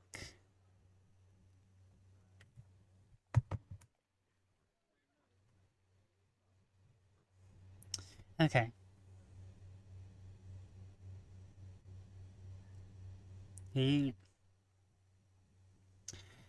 Ah, bonsoir. I assume you must be Madame Yvette. My name's Camille. Monsieur Armand told me to expect you. Merci, Camille. Please take me to Armand. Is this where he lives? Oh god, the rats in there ate him, didn't they?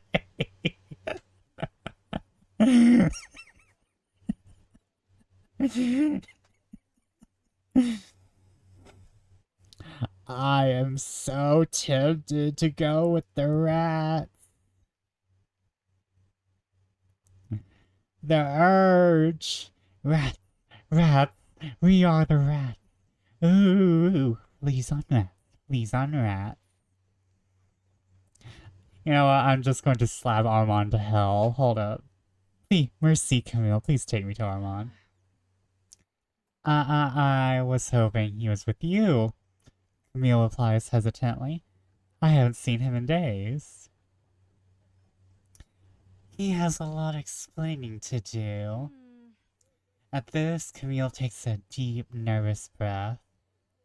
I'm afraid to tell you you'll have to wait, madame. It's been days since I see Monsieur Armand.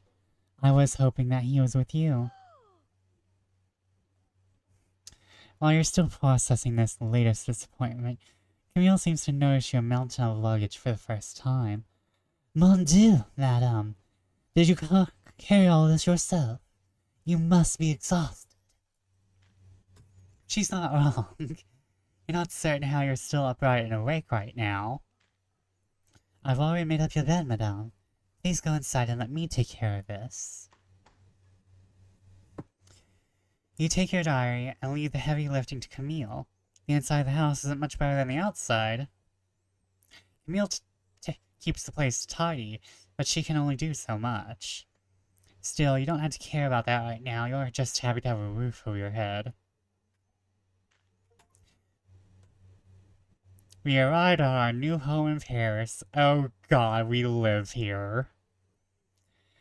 We live in the house that I built in Urivania. God, a mistake. Okay, I just keep checking for ads. we live in some place that's about to be renovated by HGTV and is about to give us tax problems. You flop down on a nearby couch, open your diary, and start to write. You're tired, disappointed, and perhaps abandoned. But writing things down always helps you make sense of a situation. Wait, I just got an idea.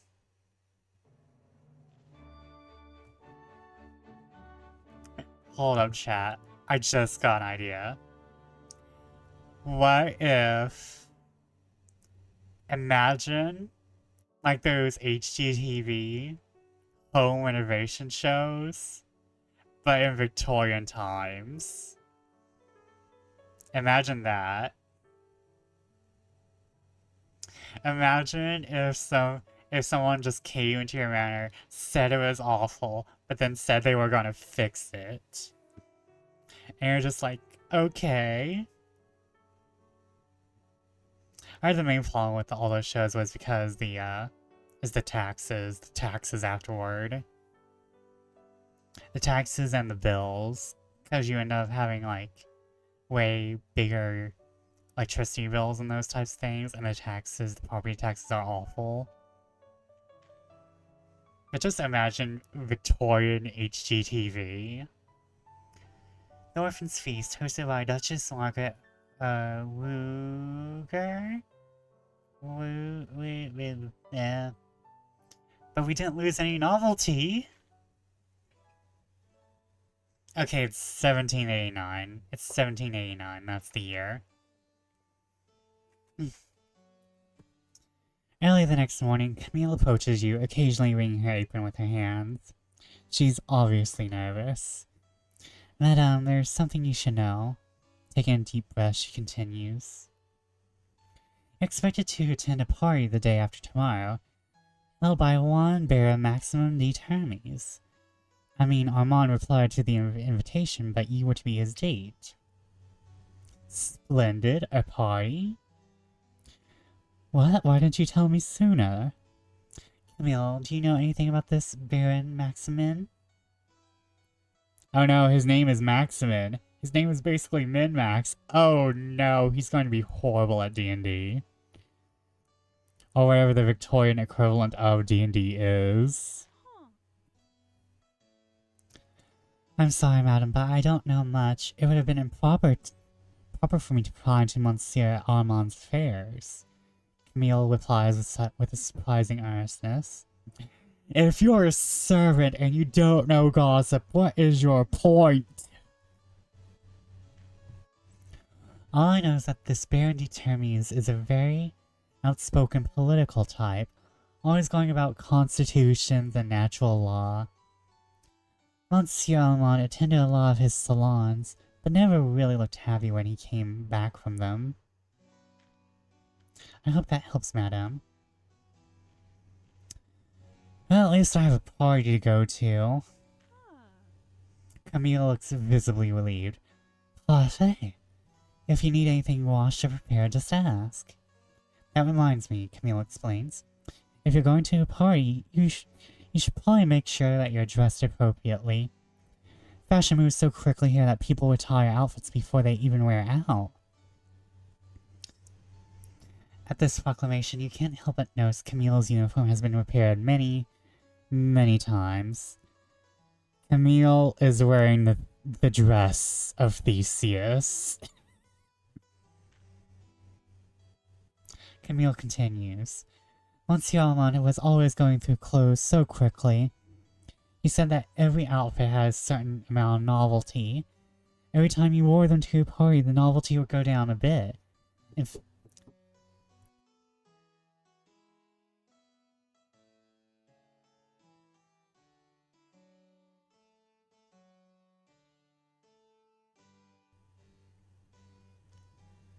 Okay. Novelty will go down a bit. In fact, even a little thing like wearing the same thing twice in a row could run the novelty out faster. Can you imagine? Fortunately, he knew the most delightful clothier on Rue du Faubourg, Saint Unia. Let's see. Honore. That's Honore. I know my French. I know what that symbol means. She runs a clothes shop called Le Petit Mogul. I'll draw you some directions. Immediately she starts sketching some directions, mostly just simple renderings of local landmarks. I know French, I know a little bit of French. Le Petit Mogul is now available to visit in the Paris map. If you head out today, you should be well prepared for the party tomorrow night.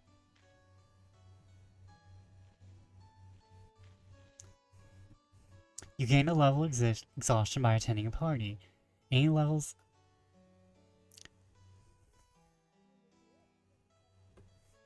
Okay, let's look at our wardrobe.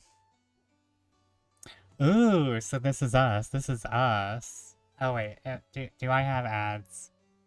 No, I don't. This is weird. I should have ads by now. Unless I already went through ads, and I'm sorry.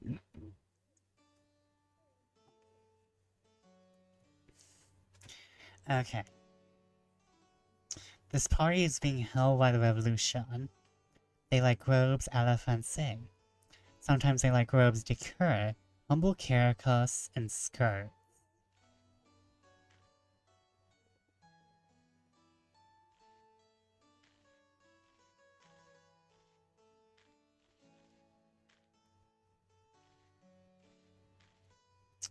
Okay, wardrobe, calendar. We have... Okay, so we have this party to go to. It'll give me a level exhaustion. Ignoring the invitation will cost me 5 credibility. And I will receive the revolution gossip. I will be receiving the tea from the revolution. Okay, request the attendance of Citizen Armand de Marber on 22 of March, 1789 to a salon concerning the ills plaguing our nation. We hope you'll remember this event for years to come. Oh no, shit's gonna happen. Okay, we gotta go explore Paris. We gotta go get some fucking clothes. We gotta get some new fashion. La Petite Mogul. A shop run by the dressmaker Fatima Shenna. Spend your day here to buy and sell wardrobe items. Hold up, just give me 1 second, Chad. I just gotta open the observatory window.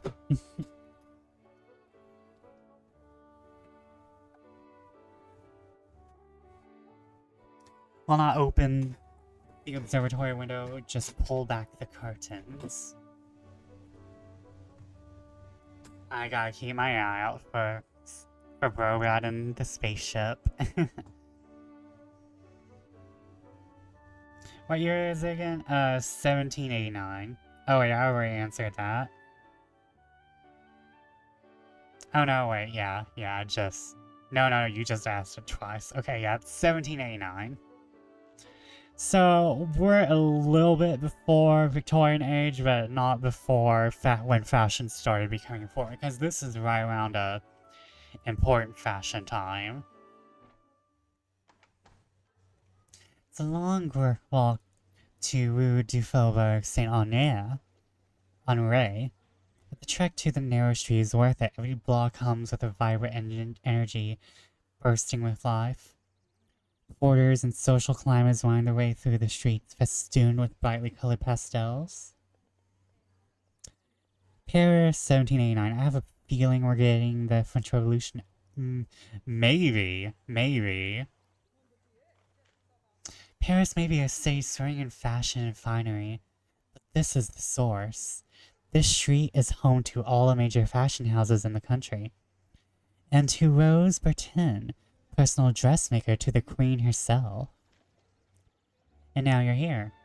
Back home they sigh and dream of places like this, then quietly get back their little lives. Not you. Your circumstances may be less than ideal, but you're still here. La Petite Mogul, you mumble to yourself idly, trying to make sure you remember the name of the shop. Eventually you find a small boutique tucked between some far grander buildings. You open the door and walk into the tiny shop, which seems even smaller due to how absolutely full it is. This isn't just a boutique, it's a workshop for whoever works here. Rolls of gorgeous fabric cover every available surface. A cloying smoke hangs in the air. The scent is pleasant, but it's wholly unfamiliar. As soon as the door swings shut behind you, you hear a sudden rustling of fabric further in the store. Alhamdulillah, a surprisingly young voice calls out. Bonjour, madam, and welcome to the Le Petite Mogul. A woman, presumably the owner, calls out to you. How may I help you? I know what that smell is, but I'll ask anyway. But yeah, I think we're edging on the French Revolution. Maybe that's what we're supposed to prevent. We're supposed to prevent the French Revolution. Oh, that? Her cheeks flush with embarrassment. That's lucky, incense. I light it on slow business days. Her next words are a quiet mumble. My mother gave it to me.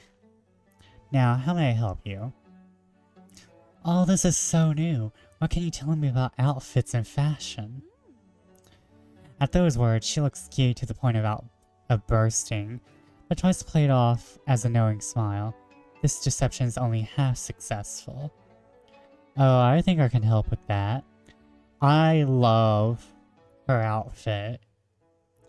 I love this outfit. This combination of the, hold up. Hold up.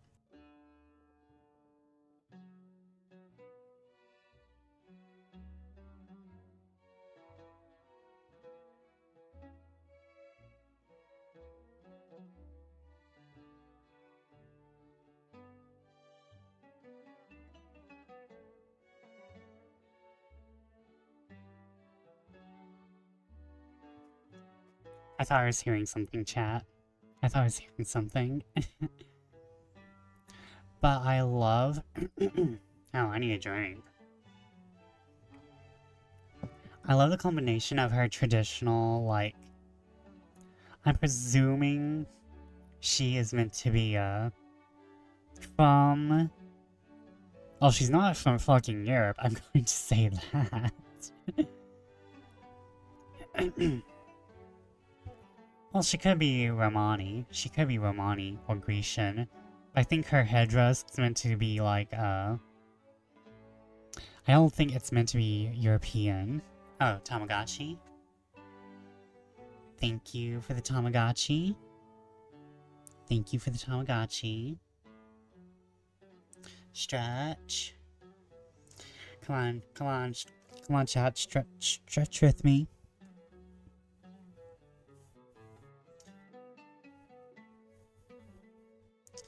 Yeah, I'm hearing my sanity escape through my ears. That's what I'm hearing.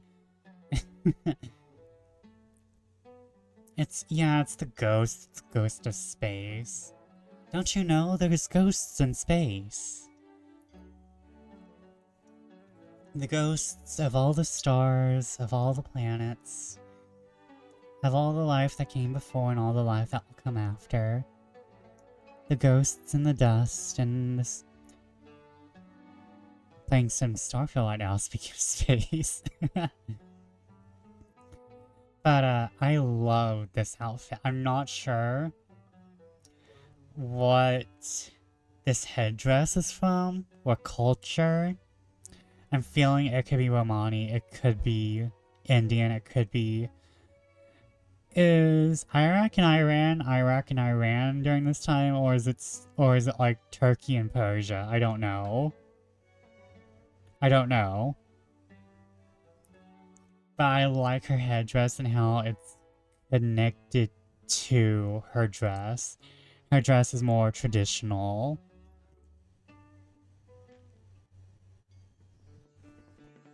Select one of my lovely outfits to see if it's to your liking. Remember, my start changes every day, so be sure to check often. Oh, it changes every day, okay.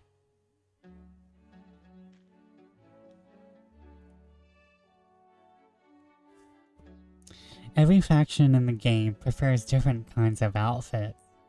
Dressing appropriately for the occasion makes people trust you more, and increases your credibility. If you like it, you can click purchase button to buy it. Oh, this is so much a me game. This is so much a me game.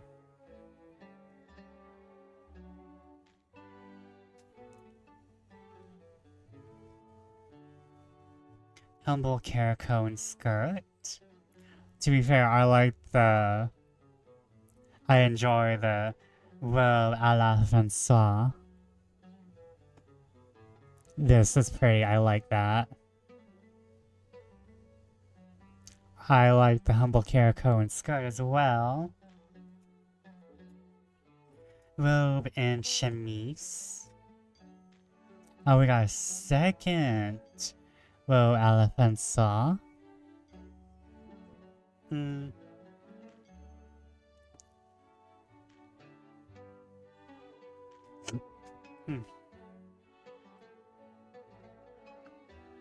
Oh, the robe decor. Decor. Okay.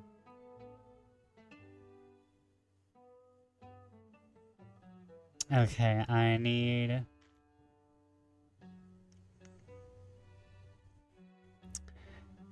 Let's see here. Can I buy 2?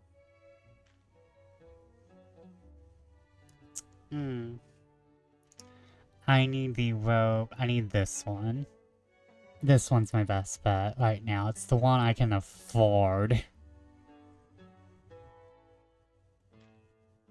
Yes, confirm. You just spent some of your money.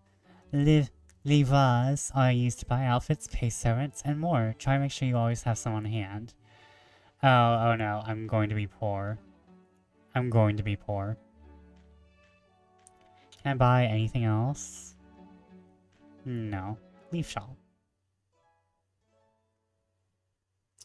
22nd of Mars, 1789. You awaken to a vision of sunlight filtering through the shutters, scattering sunbeams across this dusty bedroom. Takes a few minutes before you groggily remember the events that brought you here. You also remember that tonight you have a party to attend. Yes, ho. You gotta go work your butt, work your body, work that body, work your mouth. Because you know you gotta get the gossip. You gotta get the tea. Camille enters your bedroom, already full of cheer. Madame, when would you like to start getting ready? If this is as important as the invitation makes it seem, I should start preparing now. Oh, let's start preparing now. That's good to hear. These preparations always seem to take all day. On days when you have a party, you won't really have time to spend exploring Paris. Once you go to your wardrobe, we can get started. I've never really done anything like this. Is there anything I should know? Don't worry, madame. A glamorous woman like yourself, like a goddess, like a Venus, is sure to catch on quickly. Go to the wardrobe. This party is being held by the Revolution. They like robes à la Francois. No. We are wearing this. Oh, the provincial outfit also looks nice.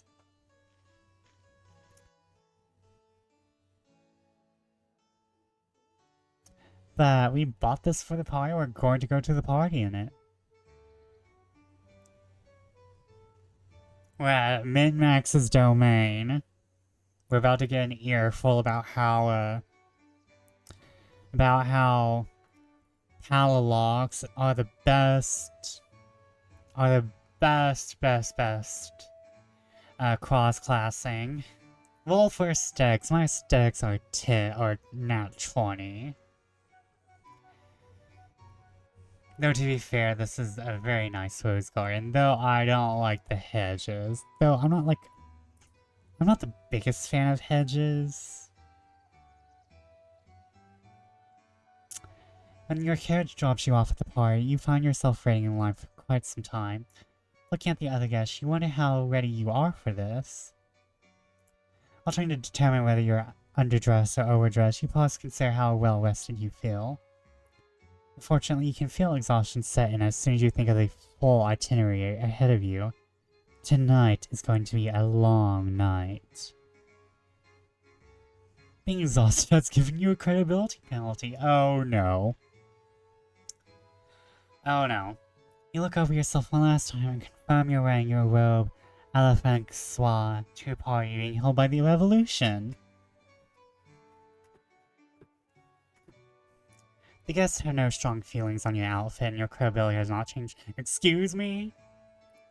I picked out this outfit. With preparations like this, the results of tonight could be a toss-up.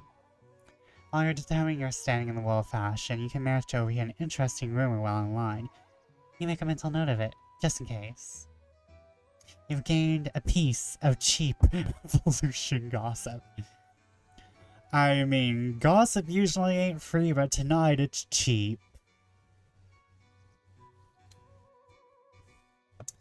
Gossip usually ain't free, but at least tonight it's cheap. Immediately upon entering the vestibule, you're greeted by a doorman holding a small ledger. While he isn't physically barring your entry, his manner certainly is. Name, Madame. Yvette Ducal. Doorman looks perplexed at you for a moment, flipping through his ledger. I do not see your name here, Madame. Well then, look harder.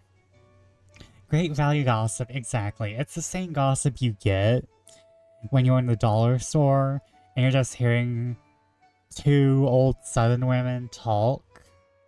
They just found each other next to the ice cream that you really need to get to, but you just can't, so you just listen to the horrible, horrible gossip.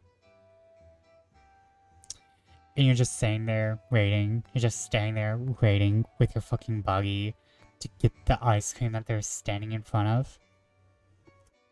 And Baron d'Armand Marbo's date, he could not attend. That is most unfortunate, Doorman replies, surprisingly disappointed. Baron de Termes was so looking forward to seeing him tonight. Please convey our deepest regrets at his absence. What's your bet Armand is dead? Not the name brand gossip, no.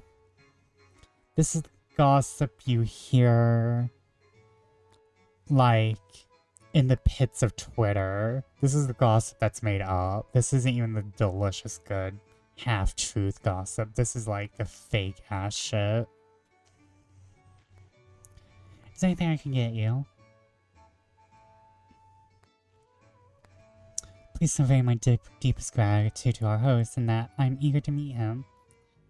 Would you be able to take this gift of wine to our host? You know what? Let's sacrifice the 10 livres. With a small flourish, you present a bottle of wine you had the forethought to bring earlier. It wasn't cheap, but the gesture is more important. I have a secret beaucoup, madame. I shall make sure the Baron is aware of your generosity. Turning from you, the doorman raised imperiously toward another servant nearby, who takes the ball from you. Afterwards, that servant dutifully scurries away. You have spent 10 livres. You hear some appreciative murmurs from other guests in the vestibule. Your gratitude and enthusiasm seems to have made an impression on them, eliminating some of the tension in the air. Surprisingly, the doorman himself seems rather unfazed. You've lost a tiny amount of peril, and you've gained a tiny amount of credibility. Listen. Losing peril is something enjoyable. I would like less peril in my life. Before you can ask any other questions, he bows deeply to you. Pardonnez moi, madame. Baron de Termes instructed me specifically to inform him as soon as you had arrived. We've heard so much about you. Enjoy the party, he says with a smile before leaving. Oh no, who are we talking to? Who are we talking to? Out of all these bitches, who are we talking to? Let's talk to the fan lady. Hold up. Oh no, you're not that important. Return to the party. Okay, we can get cheap church gossip. I'm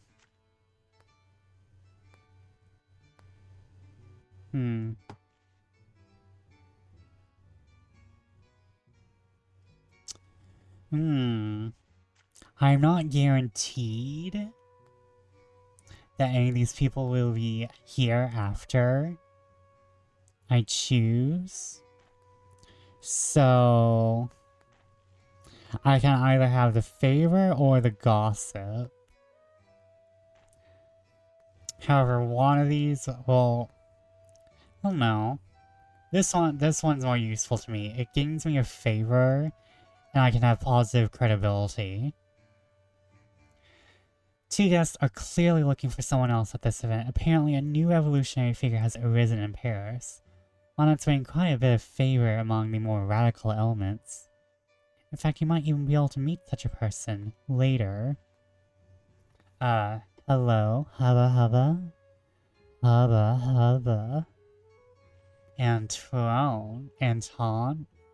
Antony? It's really hard. It's 1789. Any of these could be possible pronunciations. The young fireman. Let's go. You spot two guests who are talking to each other, but appear to be on the lookout for someone else. Every few months, the conversation breaks off so they can collectively glance around the room. Something about them feels tense. Is he even attending tonight? I have no idea, though we should be able to spot him quite easily. Keep on the lookout for a remarkably handsome man with a charisma, a hatred for authority, and a penchant for extreme violence. The man replies, a little too loudly, while he pretends to sip from a glass of wine. The woman stares at her friend incredulously. How exactly does one spot a penchant for extreme violence? Who are you looking for? Louis Antoine Saint Just, the older man whispers to you as he steps to the side and lets you into the conversation circle. Our host, Maximin, invited him from Blancourt. Oh, Blairancourt.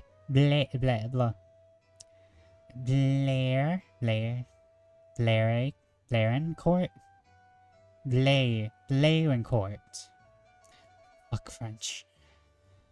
Maximin thinks the young man will make a fine revolutionary, but I have my doubt. Doubts? What have you heard? All I've heard is that he's young, zealous, and handsome. A charismatic firebrand. That's the zealous part I'm worried about, the older man replies, furrowing his brow. I've never met him, but I know a few men that have. St. Just is very open to the idea of violence in order to secure freedoms for the Third Estate. It is quite cold to those who don't agree. One isn't supposed to treat politics like a religion.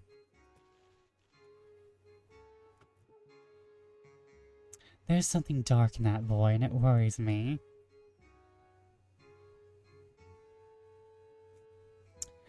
He's not an enemy. His willingness for violence lends to your rhetoric rate. If liberty is at stake, then bloodshed must be an option. St. Just is right. Violence only begets violence. France needs civil reform, not Okay, yeah, we're probably just on the outside of Civil War. On the French Revolution. We'll go with that. Nodding along, the older nationalist replies, so you're saying if we let St. Just form his own movement, we give the First and Second Estates an easy choice. They must either negotiate with our peaceful reforms or fight St. Just's uprising. Mulling over his point, he nods affably, but his friend is one to speak first, saying that the more unflinching and dire St. Just becomes, the more reasonable we seem. Maybe we can encourage him. You gain a little favor with Louis Antoine de Saint Just. Don't worry, you'll meet him later. That's ominous. You spend a few more minutes with these guests, exchanging banter and political ruminations. Eventually, with an exchange of polite nods, you part ways with your erstwhile friends in order to explore the rest of the party. Do I have... Okay, I did not get any credibility, but it's fine because I got some favor. I got favor. And who cares about anything as long as you have favors that you can cash in? Okay, now we gotta go look at this Waluigi-esque douchebag.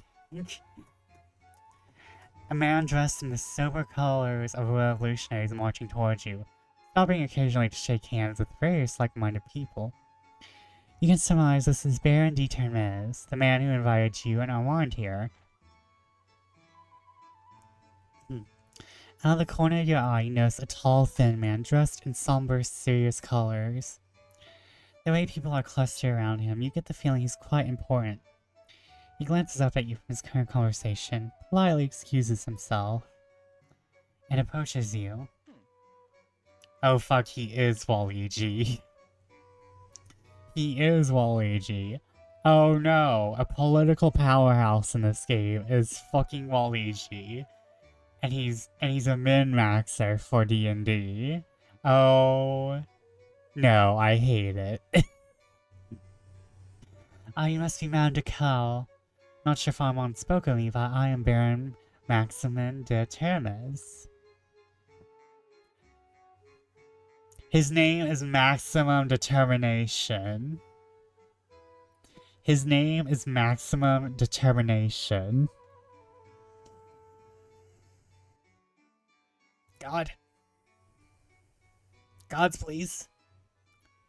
Help me deal with this man. As he focuses his attention on you, you can feel everyone in the room watching you out of the corners of their eyes. The painting must carry a great deal of weight. Well, his name is Maximum Determination. He's right up there with Maximin Overdriva and Maximum Focus. But please, let us dispense with titles. You can call me Maximin. The crowd chuckles. You can't help but be surprised by this noble's informality. This would be downright scandalous in any other circle. The conversation in which various corners of the room die down, as people strain to hear your exchange with Maximin. It's great to meet the woman Armand spoke so much of. He said more about you than he did the state of the nation, and you know how much he loves that. Maximin smiles and offers a knowing wink. Now that I've seen you, I can see why I had such muddled priorities. I've gained a little credibility. In fact, you may both find these useful.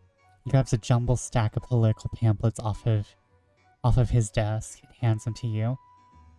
Discourse moves so rapidly after all, I would hate for the two of you to have any trouble keeping up.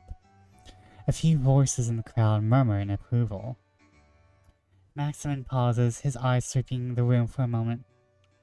But please, I must trouble you with a question of my own. I've been told Armand is unable to join us tonight. What has delayed him? Oh no, is this going to damage my credibility? If I say he's ill?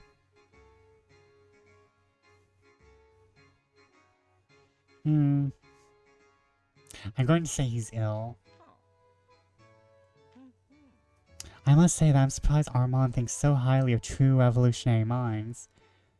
Murmurs of appreciation and agreement ripple through the crowd, but are quickly hushed by other guests who are also pretending they're not listening in. Maximin chuckles. Of course, this gathering is more of a salon than a party. I can see why you would be confused. He reaches out and pats your hand. Please don't be embarrassed. I'm sure Armand is able to explain the differences later when he's feeling better. Unless, of course, he's not actually sick. Oh no. Oh, this man fucked me over. This man fucked me over.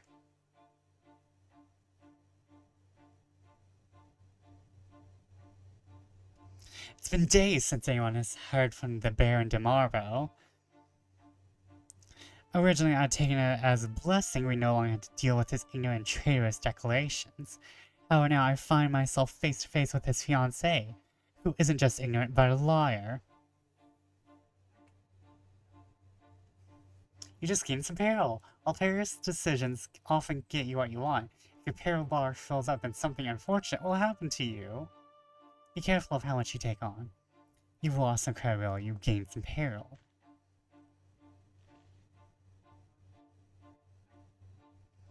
The crowd is no longer making a secret of observing your conversation, they're gawking.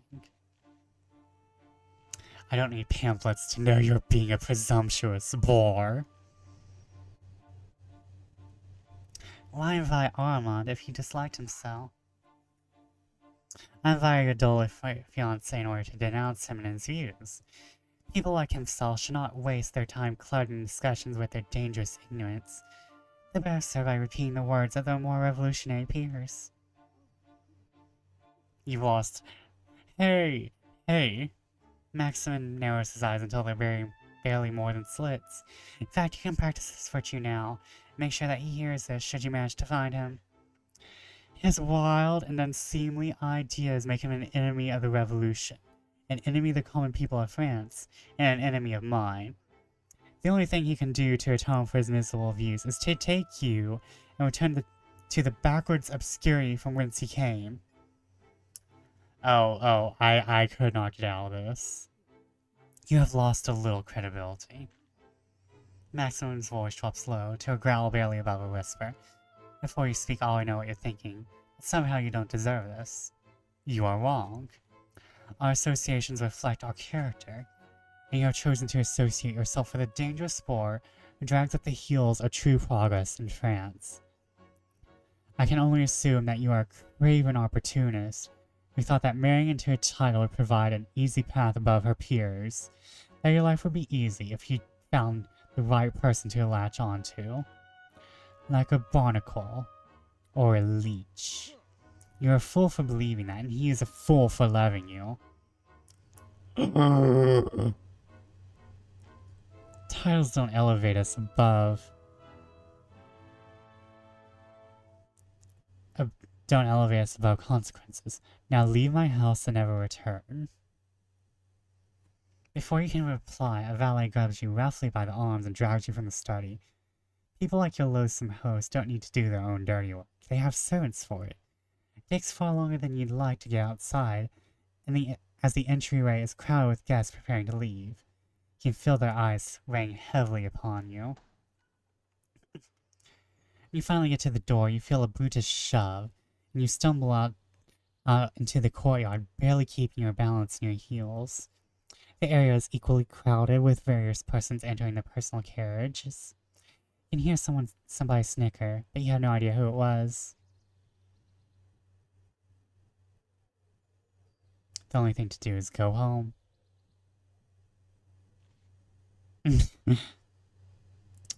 I want to call out this man so bad.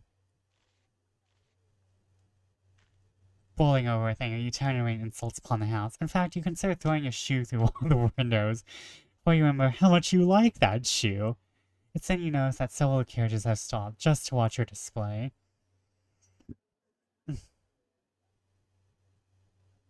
Scanning the faces of your new audience, you see the glaring, unamused faces of the various party guests.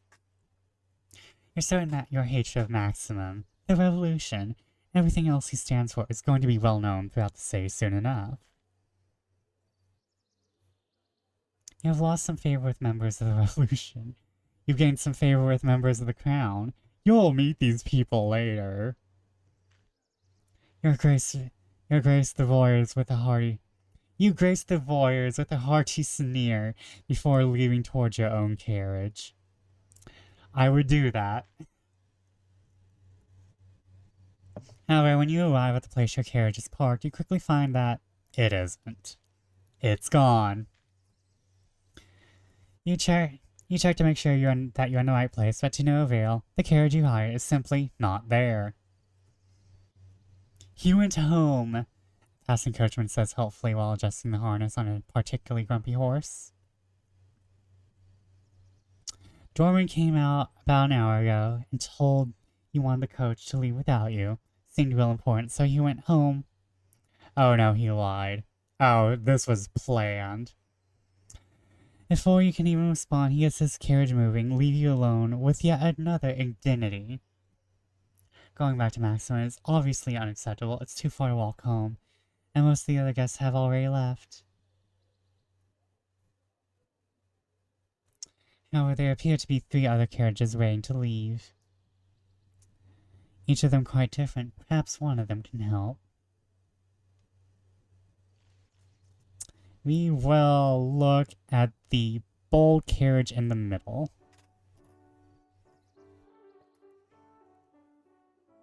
Oh, Tamagotchi? Thank you. Tamagotchi.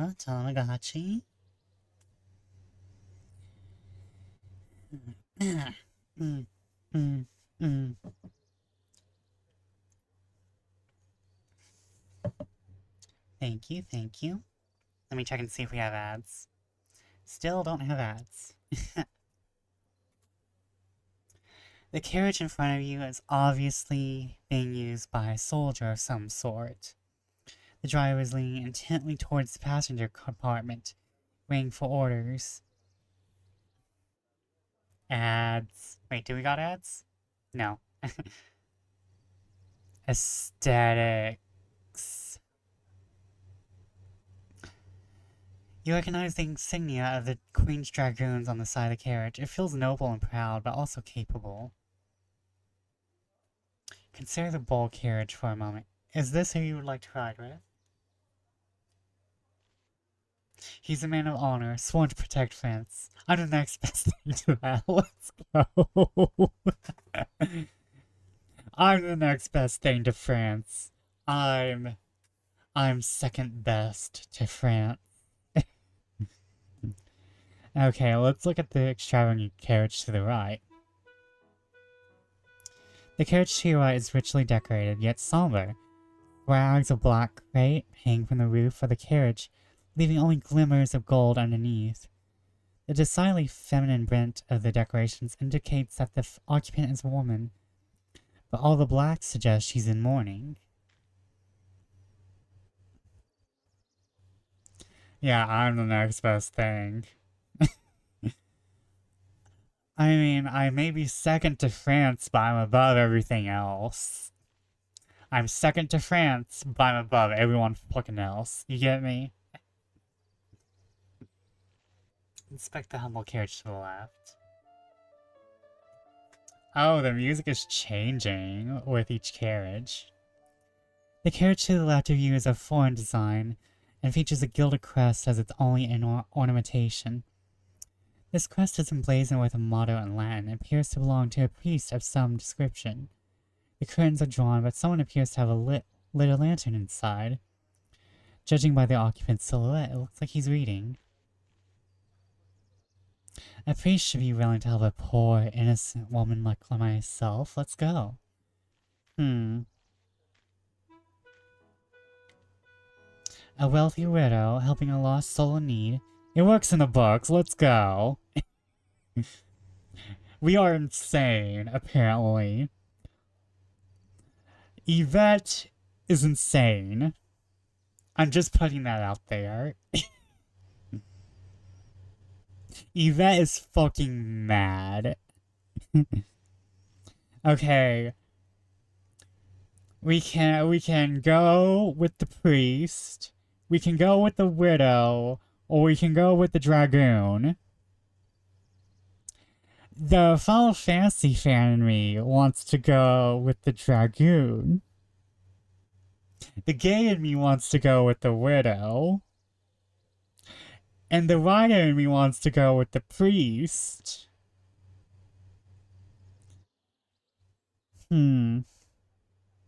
Let's be a hoe. We're the next best thing to France. Still in your decision, you set out, ready to entrust your fortune to an honorable stranger. At the sound of your approaching footsteps, the coachman's hand flickers towards his weapon. Turning towards you, he looks you up and down before he relaxes. With an apologetic nod, he gestures you towards the door of the carriage. You rap your knuckles against the carriage door. The door opens immediately and the man steps out. He bows to you, formal and precise. Corporal Dumas of the Queen's Dragoons. How may I be of service?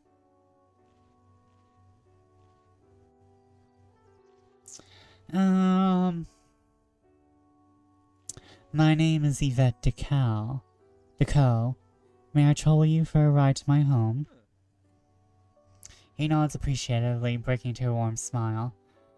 Straight to the point, Madame Decaux. Certainly we can drop you off. He looks towards the coachman, who gives an affable shrug.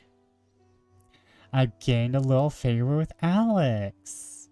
Corporal Dumas holds out his hand, helps you into the carriage. The second you are seated, the carriage takes off, working its way towards the main road. The pace is fast and purposeful. Corporal Dumas is across from you, not quite staring, but certainly assessing you.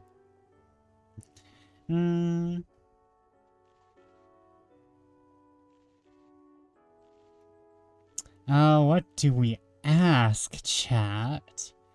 We're here alone with a man in a carriage. What made you decide to give a stranger like me a ride? When I wear these colors, I represent the queen herself. I can never turn down a woman in need. He straightens up in his seat, looking every bit the man of action. Hit on him, ops. Exactly. Besides, it's the right thing to do, which is its own reward. How'd you find yourself with our way home? Our horrid host convinced my idiot coachman to abandon me.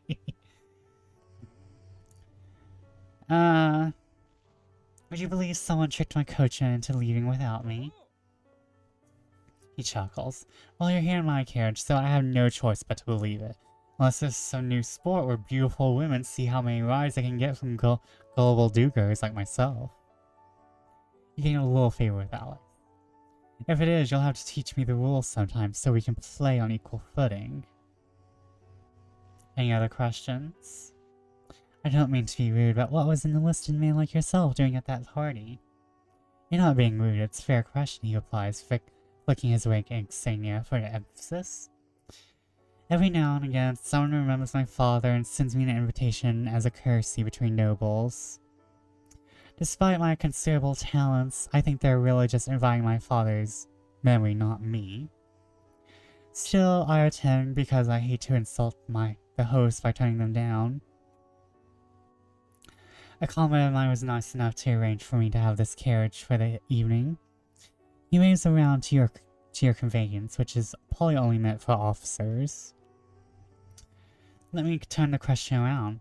What was a commoner like you doing at that party? My fiancé is missing. He was supposed to be there. I'm just looking for leads. You're a woman on a mission, then?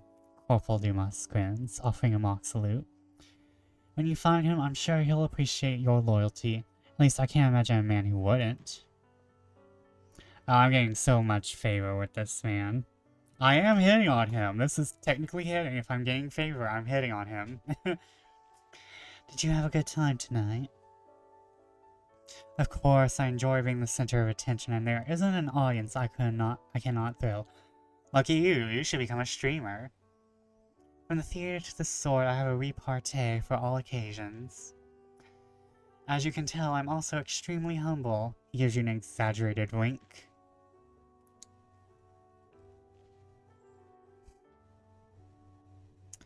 What about yourself? What happened in there? My fiancé has some enemies. They tried to make sport of me. Emphasis on tried.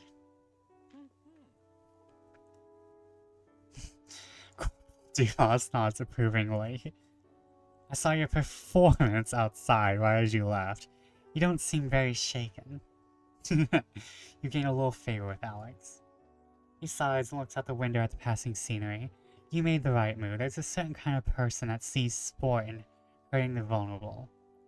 Whether that vulnerability comes from circumstance, ability, or birth, they're all the same craven creatures that feed on feeling powerful. You can never let them see their barbs land, even when they sting. You deserve better. You talk with Corporal Dumas a while longer, exchanging jokes and pleasantries. Conversation turns to your childhood country and coming to Paris. Your childhood in the country and coming to Paris. As you might have guessed, I'm not from Paris originally either. My father had to sell some precious things in order to bring me across the ocean and pay for my schooling. Needless to say, I was immediately captivated with life here. Hold on for just a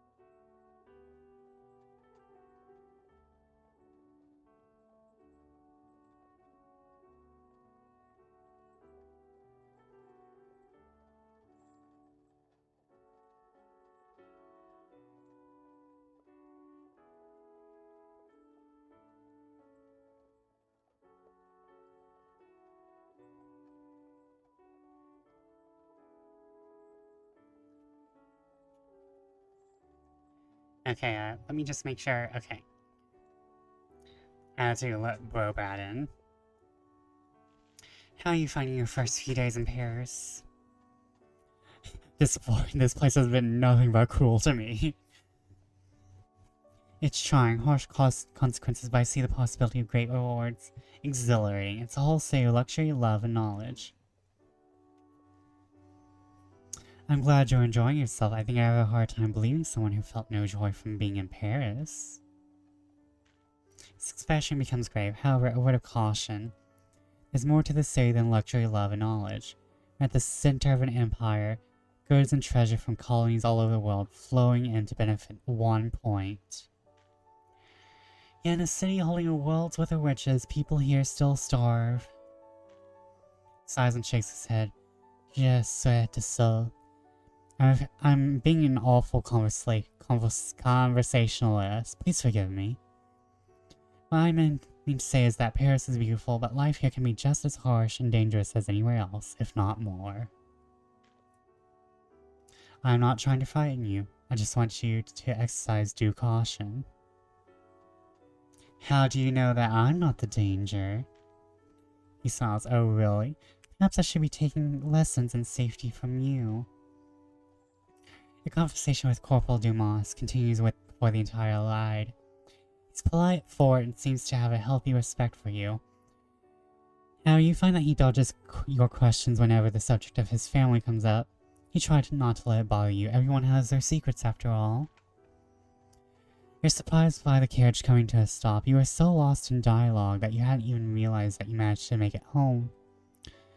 Before the coachman can even hop off his box, Corporal Dumas opens the door and steps down. He offers you his hand. He helps you effortlessly. He helps you down effortlessly and favors you with a theatrical bow. After braving all manners of danger, we have arrived at your home, safe and sound. The Queen's Dragoons are proud to add another great victory to their name.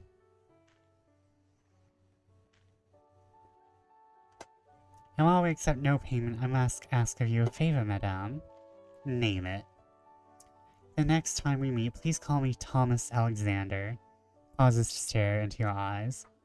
Or simply Alex, if you like. Sir? Before you can reply, he has already bounded onto his carriage and sailed off into the night. You turn to your home to see that Camille is already there, holding the door open for you. A good soldier doing his duty, nothing more. I mean, who is that? She asks. You step inside and head upstairs, your mind still reeling from the day's events. Slowly you get undressed and open your journal to record exactly what transpired tonight.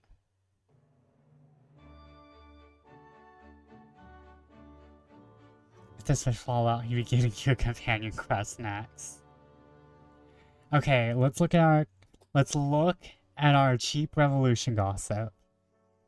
A book salesman was recently arrested for printing profane criticism of the royal family. Is it punishment for vulgar slander or repression of necessary criticism? And my dress has lost, tin novelty. Oh, I lost my Antone favor. I guess it's because of how I shouted at the other revolutionaries. It's fine. But I have 2 Elizabeth favor. And I have 7 Alex favor. Okay.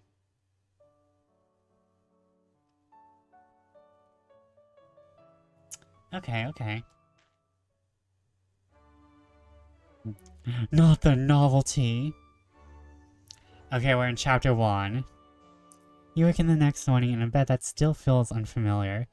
In the process of waking up, you start to recall last night's humiliations. Wish that they were merely the product of your fitful dreams. Unable to go back to sleep, you spend some more time tossing and turning in bed before finally sitting up. Nothing is going to make last night go away. The only option is deciding what to do next. Do I have ads? No. No ads. It's really hard to know when ads are coming up because I don't see them in my stream manager. I think I only see them in OBS. Or if I'm like managing my stream on my computer. I think. Okay, well, anyways.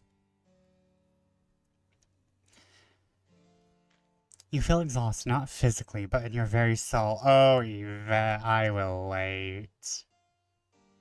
I will wait. Too hard, Yvette.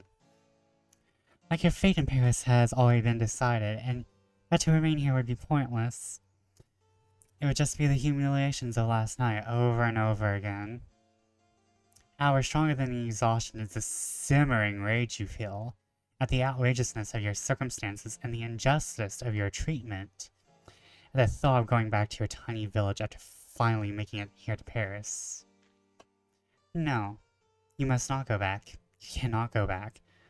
Not while a single candle of your ambition still burns. Camille pops into your room, already dressed and ready for the day. Bonjour, madame. She beams. Looks like you had a an active night. Is there anything I can get you? Please find a spare pillow and smother me. I'm not sure. Do you know how to make a murder look like an accident? Sigh. Some kind of refreshment, please. I'm going with the truth. Do you know how to make a murder look like an accident? How dramatic a line. Nothing is going to make last night go away. The only option is deciding what to do next. Yeah, that would fit in a lot of things. Unfortunately, madam, the only things I've killed are rats, fish, and chickens, and one porcupine. Those didn't look very accidental either. I don't think I'll be able to help with a murder. At least Camille is ride or die. She's not like, oh, murder, miss. Why must you refer to murder? She's like, it's not that I'm not down for murder. It's just that I can't help you make it look like an accident. Now, if you want me to clean up after a murder, that I can do. See, Camille is dedicated. Camille is in it. Camille got our back. Camille be ride or die here. Still, madam, I can't let you start your morning without something to drink. It wouldn't be healthy. What can I get you, madam? Tea, please. I need to keep my wits about me if I'm going to regain people's trust. Camille returned so quickly with the tea you are certain she made it ahead of time. It's piping hot, fragrant, and not too bitter. You drink the brew in silence, the gears of your mind slowly getting up to speed. The tiredness fades. Your anger does not. You gained a little credibility. Take a few minutes to finish your drink in silence and collect your thoughts. Something that keeps coming to your mind is all the gossip you've heard while during your time at the party. Most of it was idle prattle, but you felt some of it was scandalous and valuable. Without an inheritance or job, you'll need a way to make some money. Maybe someone will be willing to buy this gossip. Is that a thing people do? Camille taps her chin thoughtfully. Well, when I was at Les Halles the other day, someone mentioned something about a newspaper with these amazing society pages. I think it's called La Trompette du People. La Trompette du People is now available to visit in the Paris map.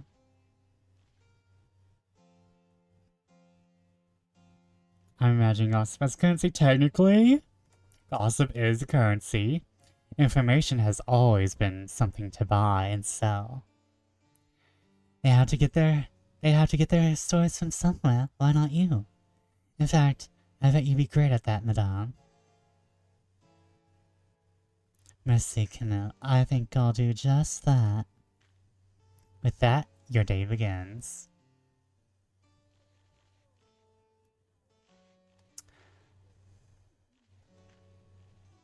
Can I save? Oh no, we have information. Value. Cheap revolution gossip. A book salesman was recently arrested for printing profane criticism. Okay. Let's look at our shell. Let's look at our lore. The bourgeoisie. The news of the faction, the bourgeoisie, is the merchants, tradespeople, and academics of the commoners in the Third Estate. While the bourgeoisie is wealthy, they lack the titles of the noble classes and thus bear the majority of the country's tax burden. This has created some resentment. Their new money. The military. The armies of France are considered among the most powerful in Europe. Though sworn to protect the king, the cost of foreign wars and unrest at home has led to harsh conditions and poverty wages for the common soldiers. This has left their loyalty strained. The Church. The First Estate wields strong political influence and owns a great deal of land throughout the kingdom, despite the fact that their first loyalty is to the Pope in Rome. The many privileges enjoyed by the Church have become a source of resentment among the more patriotic Frenchmen. The Revolution. The first half of the Third Estate, the poorest commoners of France, are great in numbers, but lacking in real political power. Originally a French movement, anti-monarchy nationalists have only grown in number. A violent clash between revolutionaries and the crown is all but inevitable. Oh yeah, this is probably right before the French Revolution. The nobility of the Second Estate have ruled France for centuries. Oh, sorry. Current king, Louis the 16th, came to power amidst a financial crisis, which has only gotten worse. The nobility's lavish lifestyles and costly wars abroad are funded by taxes levied on lower and middle classes, while they pay nothing. I see. Okay, I think we're gonna be affecting some of this shit.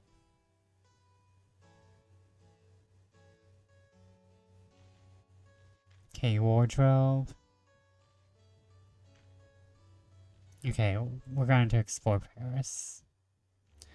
You have to go to La Trompette du People.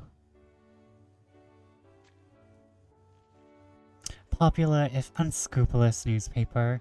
Spend the day here to sell gossip, manipulate public opinion, and update your knowledge of political factions in Paris. Gotta sell our value brand gossip. Walk through the city, following Camille's directions. Eventually, you find yourself threading through narrower and narrower streets. The alleys, packed with refuse and the occasional vagrant napping in the shade, feel almost oppressive in their closeness. Suddenly, the alleys open up to a wider street near a square. You can hear the splashing of a fountain nearby. You finally find the sign for La Trompette du People. The paint appears to be fresh, but the office seems awfully small.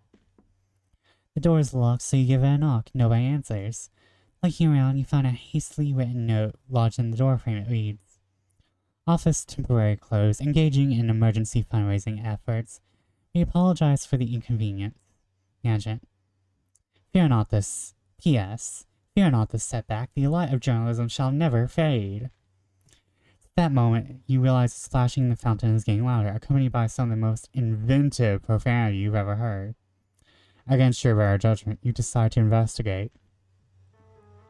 Aha! A reedy voice shouts triumphantly. You come upon a man in grubby finery, up to his knees in the fountain. Inventive, yeah. His shoes have carefully been placed at the water's edge. He does a little jig as he drops a rat coin into his snuff box, just clutched tightly in his other hand. Noticing your presence, the man in the fountain turns to you with a nod and a smile that attempts to be ingratiating. "Bonjour, madame. Are you Pierre, the esteemed editor of La Trompette du People? Are you serious? This is your emergency fundraising?" His smile widens and the man bows. His manner is suddenly as elegant as the finest courtiers of Versailles. "Why, in fact I am, bon dame. My name is Pierre Rinaldo. How may I be of service?" "If I wanted to sell some gossip, how would that work?" A devious smile crosses his face. "New to this, are you? Don't worry, it's much easier than you think." This list shows all the pieces of gossip that I have. Gossip's value is determined by its tier and its freshness, but it also has an effect. If you peddle influence, I'll take that gossip for free. But you can use that effect on changing the standing of a faction. However, right now you need some money, so click on the sell gossip button. Are you sure you like to sell this cheap revolution gossip? If you do this, there will be no chance of the public finding out. Okay. Anyway, click here to leave. You can always come back at a later time. That's all the gossip I have.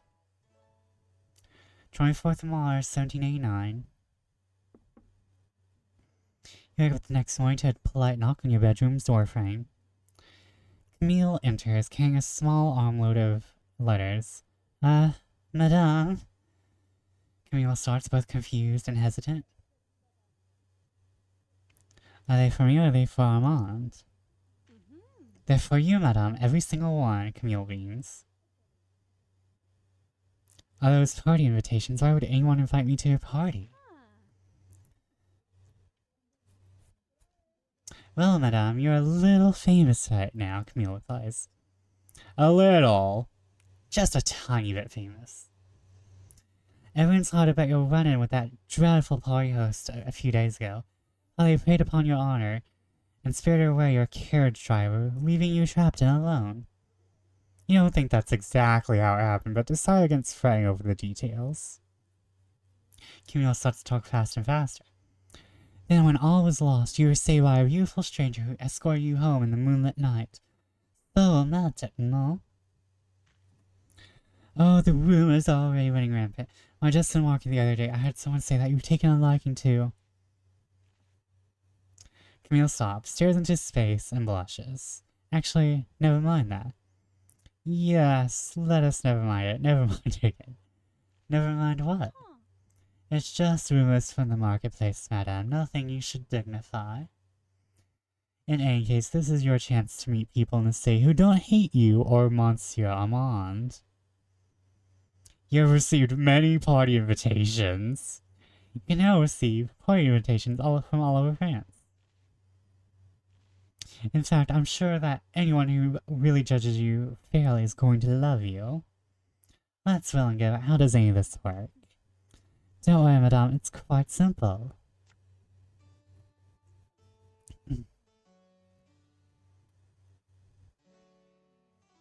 You've been invited to sell parts. Camille will show you new invitations as you receive them.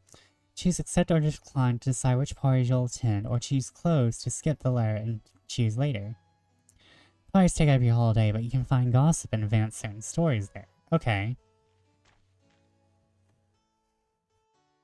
Madame Villon requests the attendance of Madame Yvette Decaux to a wine tasting on Mars on the 29th. This intimate party is sure to be the very height of merry merriment. Close.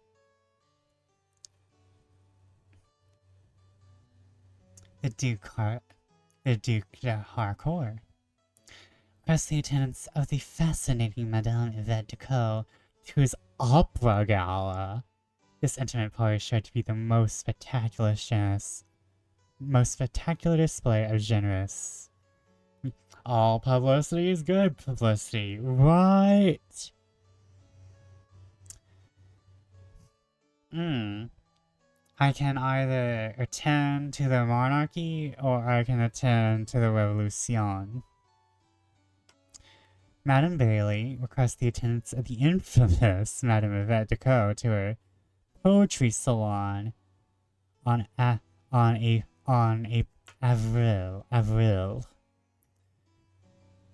This intimate party is sure to be the purest form of effervescent celebration. Oh no! Do I go to the poetry salon or do I go to the opera? Do I go to the poetry salon or do I go to the opera? Guys! I'm going to the opera. There wasn't really. I like poetry. But the opera... Monsieur de Launay requests the attendance of Madame Yvette Decaux to his military ball on the 5th of Avril. This intimate party is sure to be the very height of military celebration.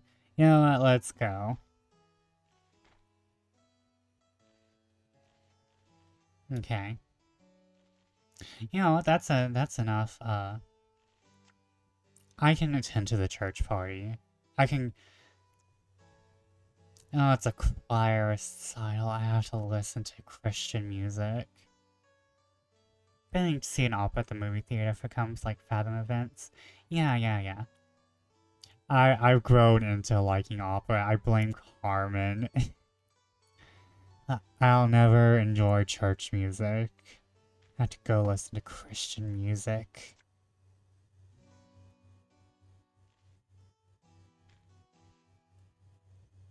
This is just wine tasting. Okay, so I have to go get a nice Christian dress. I have to get a nice Christian dress now. Oh, I can go places. Hold up. There's been incidents.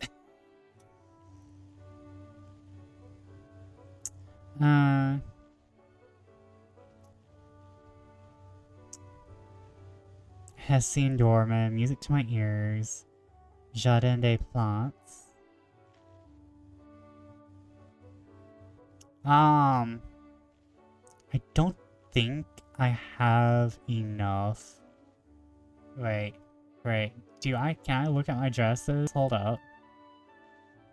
You know what, let's go. Let's see. Oh, wait.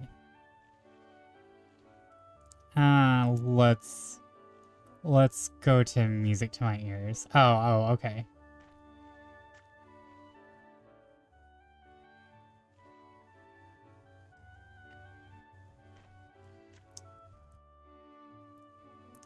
Oh, I can get so much gossip.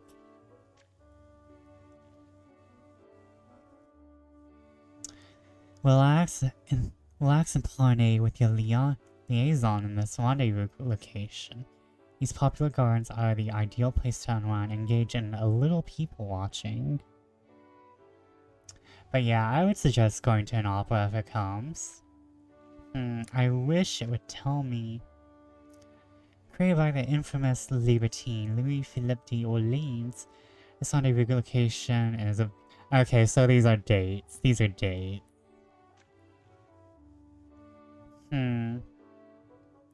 I need...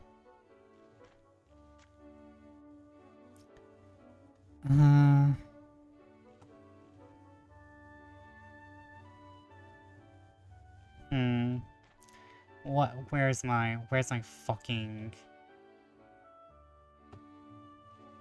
Can I return to my estate? You know what, let's go to the rumor mongers. During one of your explorations of the city, you find yourself in a fountain square. Groups of people are clustered together, locked in the kind of deep yet carefree conversations that make you wonder exactly what these people do all day. You wonder to yourself if any of these idle malingerers have jobs. until you remember that you too share a similar but ill-earned but decadent lifestyle. It's like people who live in glass houses should not throw stones. Still, you have mountains of extenuating circumstances that brought you to this point. What are their excuses? Have they no shame? You break from your increasingly venomous internal accusations when you hear a familiar name mentioned by someone nearby. I take it you used to work for Pierre Ronaldo as well? Yes, I used to sell gossip to that self-important drunk. After all, he used to be the only gamer in town. Frankly, I'm glad to be free of that slimy weasel. You would, of course, rush to Pierre's defense if all those vile accusations weren't so true. Now I saw why I found her far more reputable clientele. Oh, anything juicy lately? The younger man leans in. I myself had heard the most fascinating things about a certain general in the military. That's the word I have to remember. Malingerers. Older man puts out his hand for the other to stop. What are you doing? Why exactly would I have share anything I've learned with you? We're competitors in this business. His new compatriot chuckles. Are we? All we have to do is share our gossip between ourselves and sell it to different newspapers on the same day. Well, we each make twice the money. Well, I suppose that does make sense. I did learn something about a prominent lawyer today.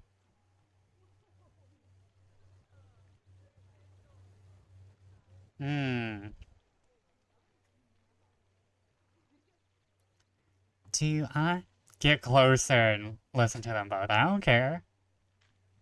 Adopting your best, most vapid expression, you pretend to be utterly fascinated by some flowers blooming near them. The two of them pay no mind as you approach and crouch low, listening to their exchange. The two of them continue to whisper back and forth, and your keen hearing manages to deduce all the relevant details. This will be valuable indeed. The second you've gotten everything you need, you put your head up and start to slink away. You can feel one of them glaring suspiciously at your back, but neither of the fools can prove a thing. I've gained some peril. Moments later, you'll already fear them, and hang home to jot down some valuable notes. A successful day all in all. Okay, I have to...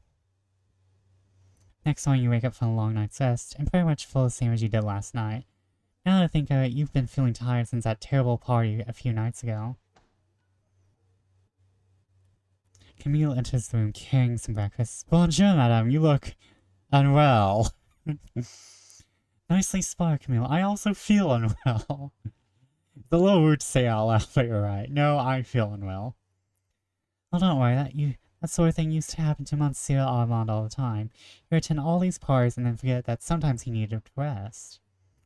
Armand was always the sort of person who burned the candle at both ends. In fact, you were both often guilty of this. Which is one of the reasons you two got along so well together. The more parties he attended, the more exhausted he was, which made things harder and harder for him. Remember, madame, instead of spending the day outside, you can always rest at home for a day to recover your strength. There's nothing wrong with taking a break every now and then. Home is now available on the Paris map. I have too many things to do right now. If you insist, madame, Camille replies with some hesitance, but you rush off and continue with your day. I have too much shit to do.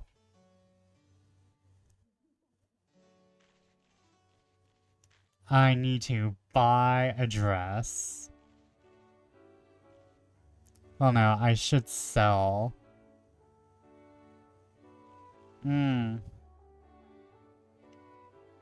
Oh, stretch. But yeah, malingerers, that's a good word. Stretchies, we'll be playing for just a little bit more. I hope I can have a cheap dress. Do you have anything cheap? That's the dress I currently have. I'm going to church. So I need something churchy. Oh, I need to sell bullshit. Hold up.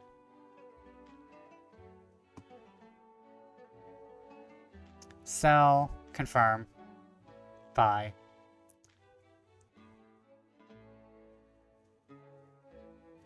How much is that? Okay, I can confirm. Okay, now I have to get ready for the party. Oh damn.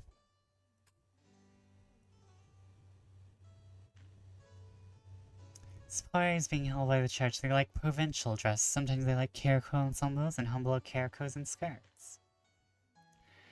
Yeah, but that provincial outfit gets me in with the military.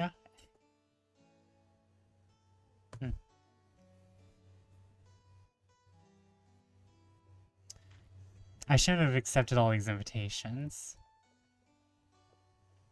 Assess preparations. Plus, consider how well rested you feel. Unfortunately, you can feel the exhaustion set as soon as you look past the door towards the enormous crowd party. Guess tonight's going to be a long night. You check a tiny mirror you keep in the carriage to see what you're wearing. Your humble caraco and skirt to a party being held at church. So, preparations like this, tonight should be a largely positive affair. You step down out of your carriage and hear the ripple of whispers that signal your arrival to any social event these days. There's a small line in the entryway of the cathedral, as guests are waiting to get in. While you're standing in this line, you manage to overhear an interesting rumor. You make a mental note of it, just in case. You've gained a piece of cheap church gossip. A servant checks your invitation and everything seems to you. It's Sushi Head! She curtsies to you and you pass her by and enter the party. Now let the games begin. Can I save? Okay, hold on. Oh, you're worthless. Why is there a woman here who looks so much like you? Not my problem.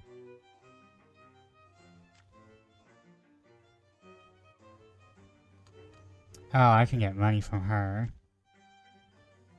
Oh, I can get so much gossip. I can either outright get money. Oh, that money's probably gonna cost me credibility though. I don't want... Let's... Oh... That's going to imperil me probably. But the gossip...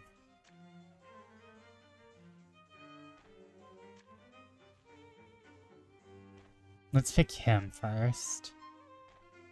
Give me California while you're gone, madame. Between the clusters at this party, you notice an older, distinguished man. He's standing by himself but swaying quite a bit, which is very good. After all, a drunkard and their secrets are easily parted. You immediately head over. Ah, bonjour, Madame Decaux. I'm glad to be in your infamous presence. In fact, it is most fitting that you are here with me. After all, you and I are not so different. We are both innocent people who have been spurned for reasons that we do not control. Your alcoholism is a reason you can control. Just like that lady who chooses to wear sushi on her head. He slurs between sips of wine. Lowering his voice to a stage whisper, he confides to you. Also, between you and I've always thought of Maxima as a self-important opportunist. Damn it all, where was I? Yes, my family has always been a loyal Catholic one. In fact, my great-grandfather fought beside His Eminence, Cardinal Richelieu at La Rochelle. When my wife fell terribly ill last year, I donated much of our fortune, so that the priest might pray for her health. What did those prayers and well wishes get you, sir? Yet despite my generosity, she died all the same. There we go. There we go. She's still dead. Not throwing shade. But when has the prayer circle helped you?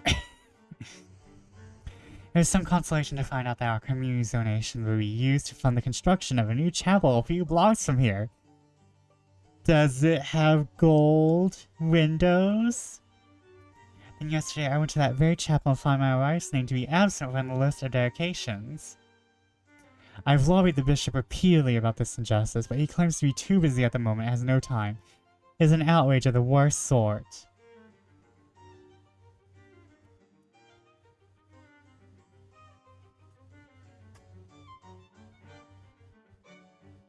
Which is why I'm here drunk and concocting a way to correct this dishonor.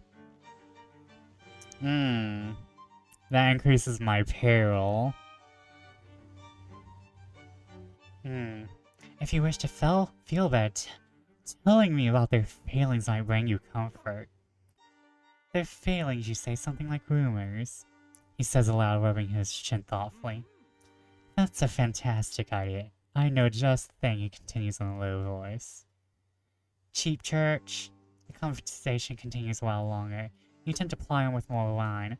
It doesn't feel like anything will get beyond what you just learned. Your conversation slowly loses energy, and the two of you go your separate ways. The widower stumbles away from you, his path winding back and forth like a lazy river. You search around the rest of the party to see if there's anyone else you can talk to before the event finishes up. Okay. Madam Mirror. Oh, more gossip. Colleague in journalism. Oh wow, we're just getting all the church tea. We're just getting all the church tea. Is this going to be like New Vegas where we can have bad influence on people? Yeah! Yeah, I think so. I think we can influence the French Revolution. So I can get 2 Ludovico favor.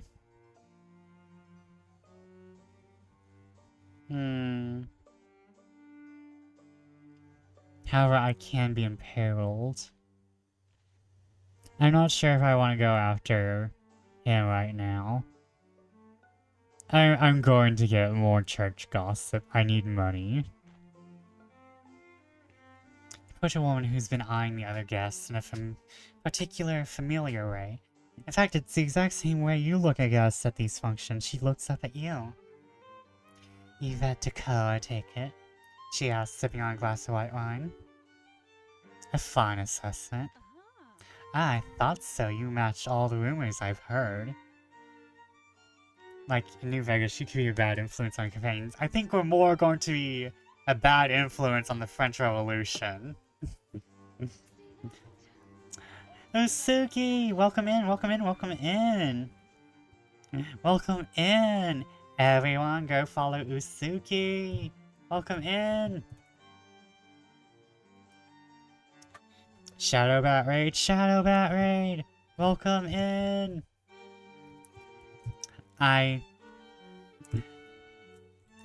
Welcome in, welcome in! Everyone, my name is Vesper Fortune, Bat of Fortune, Witch of Fate. Welcome in! Hello, hello! And please go follow Usuki if you already are not. If you already aren't. But welcome in, Usuki. I'm sorry that I'm playing a game. I didn't really have many people to go over, so I did all that earlier. But I just want to say I love your design. I can't wait to see what you do in the future when you have when you can escape the clutches of Vroid. I can see you always have an eye for fashion with your choice of dress, and how you combine formal elements with more non-formal, like the dress with the gothic combat boots. So I do enjoy your design, and I think you have an eye, and I can't wait to see future designs and how you're going to approach your VTuber models in the future. And I like you did what you could with the derp, the perils, and the clutches of Vroid. I love your twin tails and your dress. I just love what you do. But welcome in, everyone. I'm also a Bat VTuber, and right now, in the name of fashion, we are playing a Minuet ambition, a Minuet in power. And if you don't know me, I am also that.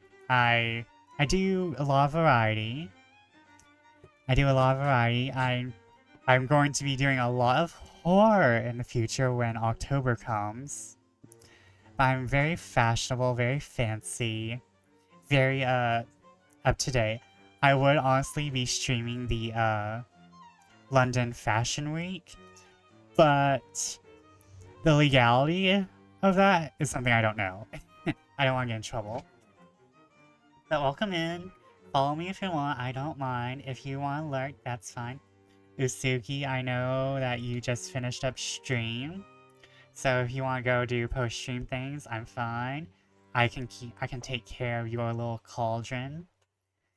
I can take care of the little cauldron you bought me. I'll take care of the pups. But welcome in everyone, and I hope you can get nice and comfy. We're fucking around with the French nobility. We're screwing around with French nobility. We've already been absolutely shat on. We've already absolutely been shat on by an asshole. Now, we plot revenge. And also, I think we're gonna fuck up some historical events. I'm not 100% sure. We are absolutely about to screw with the French Revolution. I hope we get to meet Marie Antoinette.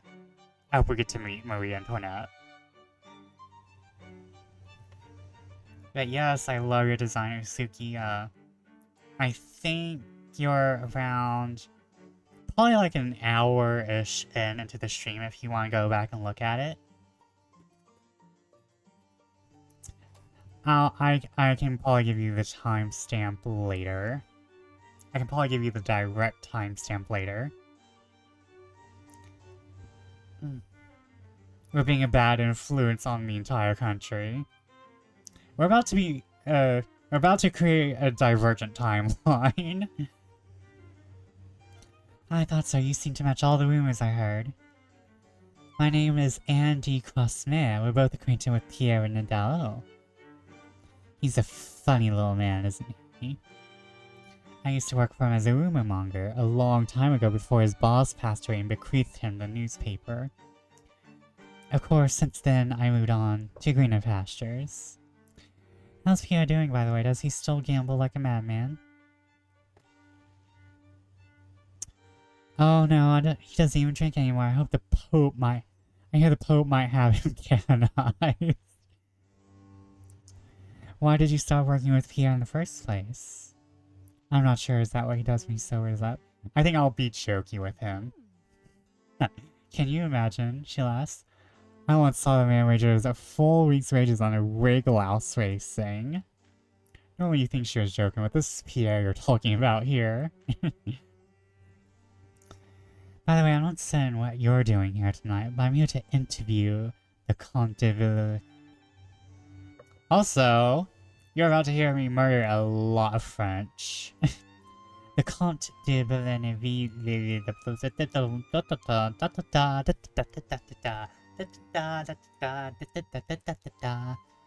Comte de Villeneuve. Conk. Ow. Comte de Boullaine-Villiers. I mean, he doesn't know it's an interview, but it's not that important. Simply put, I'm here to find something interesting related to the church. Can I trust you to stay out of my way? Let's say you and I interview him together. Together we'll cover every angle. Interview him together. I'd be agreeable to such a plan if we both sold the story to our respective employers at the same time. They'd be none the wiser. She leads you over to Comte de Boullaire. Comte de Boullaire. Comte de BV. His name is BV now. His name is CDBV. It's like ACDC, but he sucks. It engages him in conversation. It looks like they've met before, but he has no idea what her actual profession is. The two of you alternate in your conversation with him, slowly drawing out details of the latest scandals. Like a good gentleman, he attempts to remain discreet, but against the two of you, he doesn't stand a chance against two-pronged ambush of your charms. You gain a piece of cheap church gossip. Three of you stick around together, chatting for a while, before you find there's nothing else to be gained from this conversation. Eventually, you part ways. You decide to search the rest of the party, see if there's anything else for you to do. Okay, what's our gossip? What we got? What we got? A bishop has called for the censorship of an opera critical of the church. The king has signaled his assent, but has taken weeks to make a pronouncement. Is the king taking the request seriously or ignoring it? A bishop has called for the censor- oh, okay. Okay, it's the same thing. 27th of March. Okay, I have 2 days, so... I need to rest tomorrow. I can do it tonight, though. I need to sell... Pierre's office either looks marginally cleaner than before, or he's managed to shuffle mess into differently shaped piles. Honestly, it's hard to tell. You spend a few minutes waiting around in the entryway before Pierre arrives, and he seems quite enthused by your presence. Why, if it isn't my newest confidant, please come in. Have you come back with more delicious information, or perhaps... Are you trying to find someone, Non?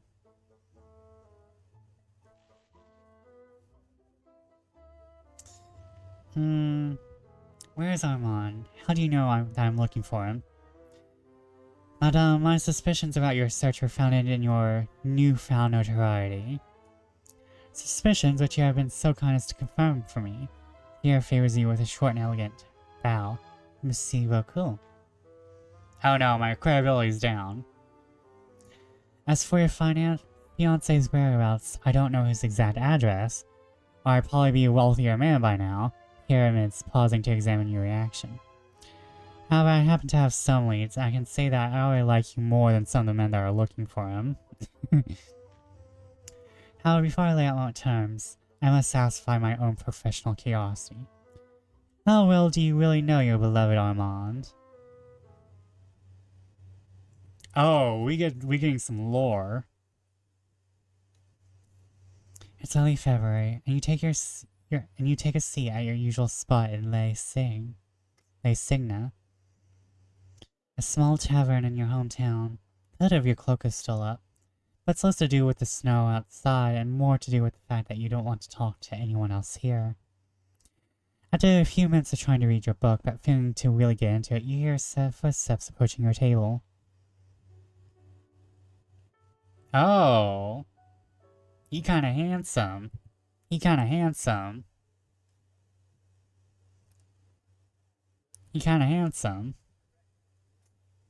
Bonjour, Yvette. I hope you weren't waiting too long. Not at all, Armand. Excellent, this is our last night together for a while, so I want to make sure that's a memory we'll treasure. He waves to the barmaid, who brings you a bottle of wine and some glasses, along with a loaf of freshly baked bread that's still steaming when it touches the table. Armand fills your glass first. My father's been talking my ear off about this particular vintage. I hope it's up to your standards. He then fills his own and raises the glass for a toast. To France, to the General Assembly, but most importantly to us. The red wine is deep and full-bodied. It smells of leather, blackberries, and cloves. It's some of the best you've had. You can tell that Armand is enjoying it as well.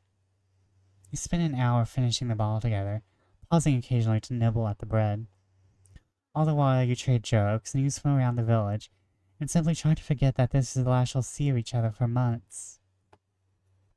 With the wine finished, Armand pauses to place the bottle on its side, a curious habit you picked up from his father. Then he takes a breath, and waits a moment before saying, "The snow appears to have stopped. Would you like to join me outside? I have something I want to show you." Outside the air is brisk, even the colors of the moonlight sky are cold.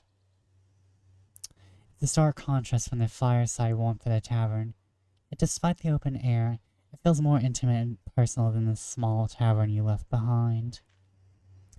I like the Les Signet as much as the next man.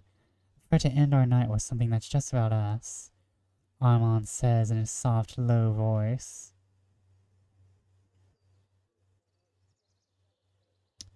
He turns and holds out his elbow for you to grab onto. Care for a walk? I'd love to. You step in close to him, wrapping your arm around his before you both wander into the moonlit night. You gained some favor with Armand. I hope so. You walk along the edge of the lake, the only sound being the whispers of the wind, the sound of your footfalls, and the steady rhythm of each other's breath. Your head leans on his shoulder. His body feels both warm and familiar. The moon is full, the town distant. It feels like you're the only two people in the world. Without a word, Armand leans in towards you, his eyes closed. Kiss him. Your lips meet his, and a joyful shiver runs through your body. His hand comes to stroke the side of your face as his other arm hugs you close. Not sure how long your kiss lasts. Time seems to have lost some of its importance. Girl, it's a good kiss. You pull away from each other and you stare into his eyes, his face a mixture of excitement and surprise. He whispers to you, I hope every kiss we have is as good as that one. You gain more favor. Alan breathes deep, preparing himself for his next words. It is then a man stumbles out of the darkness toward you, glancing about himself and trying to catch his breath.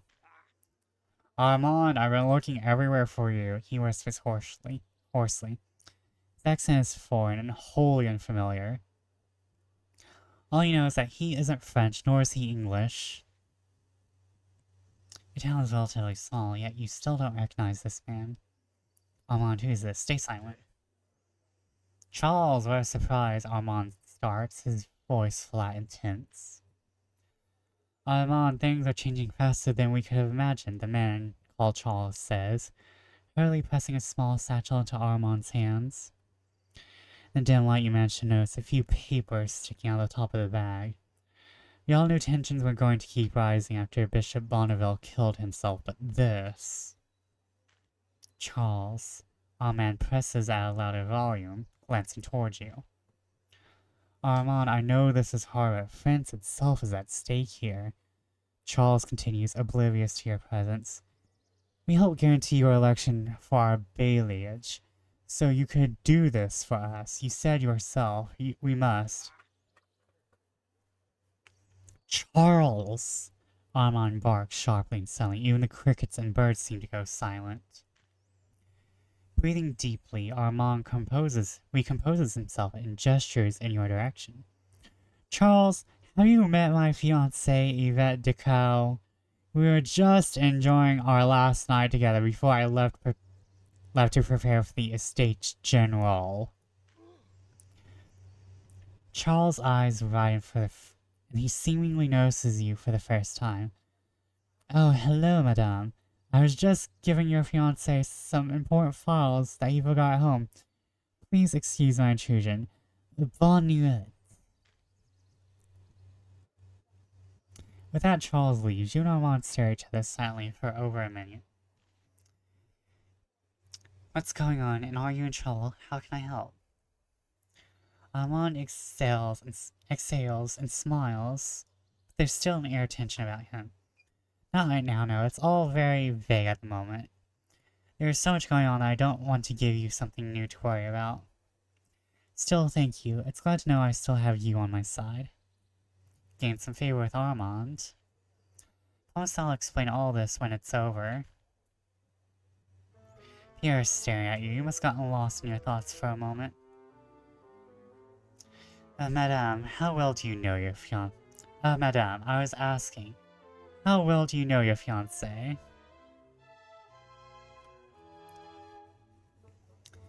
Something's not right with Armand. I just don't feel like I can trust her entirely. Well, madame, I would say that in times of uncertainty, you should always seek the truth. Pierre replies, quietly leaning closer. The truth may hurt you now, but lies will always hurt more later. Of course, I cannot work for free as my esteemed newspaper comes first. However, I can provide you with some good leads in exchange for your help. You see, I'm looking to run a new social piece, something that will capture the imagination of the public. Pierre favors you with a broad, toothy grin. It may also rekindle some old rivalries, so to speak. After all, it's easier to sell newspapers when there's something to write about. If you bring me gossip related to the military, I'll tell you where to learn more about your strange Armand. Pierre has asked to favor you some specific types of fresh gossip in the allotted time, and you will receive special rewards. You would track these requests in the gossip tab of your journal. Once you get me this gossip, my journalistic genius shall handle the rest. Now then, to business.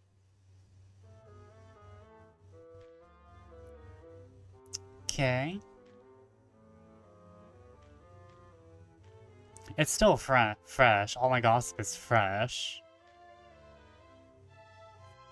Sell gossip? Okay. Thank you, man. This is exactly the kind of salacious trash. Even he is like, oh, this is trash. Sway the allegiance of the bourgeoisie towards the crown and order revolution by a medium amount. Okay, censure set of an opera. Oh, we're just...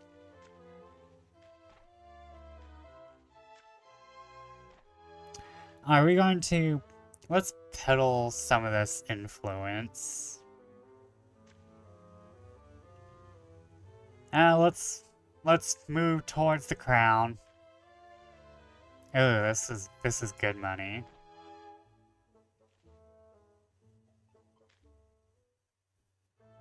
Pierre claps his hands together in delight. Madam, it appears you've done me a great service with this latest gospel. I can finally launch my most controversial social piece yet. In fact, your contributions have been so great that they must be recognized. Madame Decaux, you are no longer a mere gossip monger. Today, you are a journalist. You have reached the rank of journalist at Les Trapants du People. The title itself is meaningless, but certainly sounds nice. Now I assume you wish to know more about your beloved Armand, non? Before we get into that, why did you need me, specifically, to do this? Pierre sighs and mops sweat from his brow with a severely stained handkerchief. To be honest, madam, I'm in a bit of a tough situation. Newspapers like my own have always existed in one unofficial capacity or another. But with the end of royal censorship, newspapers are opening every day. The competition for readership and for new information has become ridiculous. Pierre throws up his hand in exasperation. I can't just print gossip that's been sold to everyone else. My readers expect something unique in these pages, not some unoriginal tripe bandied about in those lesser papers. He continues, his outrage shockingly sincere. I need you because my other sources have taken their business too. Less esteemed publications. You have my condolences, Pierre. That sounds difficult.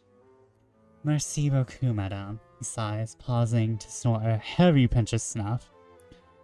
Please, enough about my troubles. You are here to learn of your fiancé, no? It may shock you to learn that your Armand has managed to keep some rather opinionated company. Pierre says with careful circumspection as someone severely downplaying the seriousness of a situation. Am I in mid-ads? I don't know. While the details of their beliefs have been remarkably difficult to track down, I know two things about their views.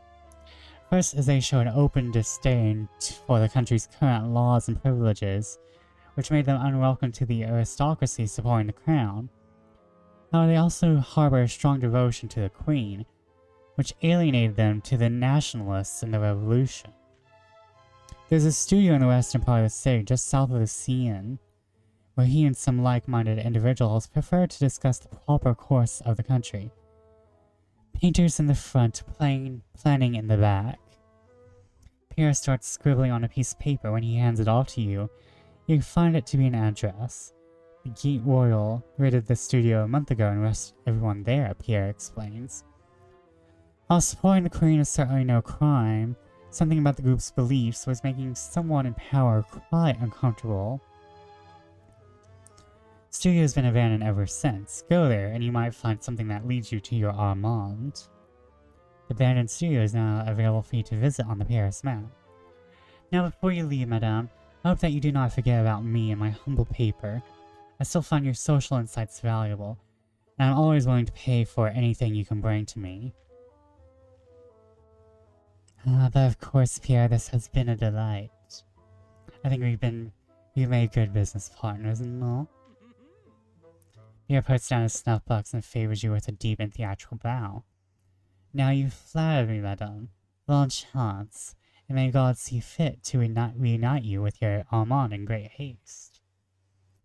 The mention of God, Pierre makes a sign of the cross. You're pretty sure he did it backwards. Adieu. May our paths cross again. Listen, Pierre is working for Satan. He ain't working for God.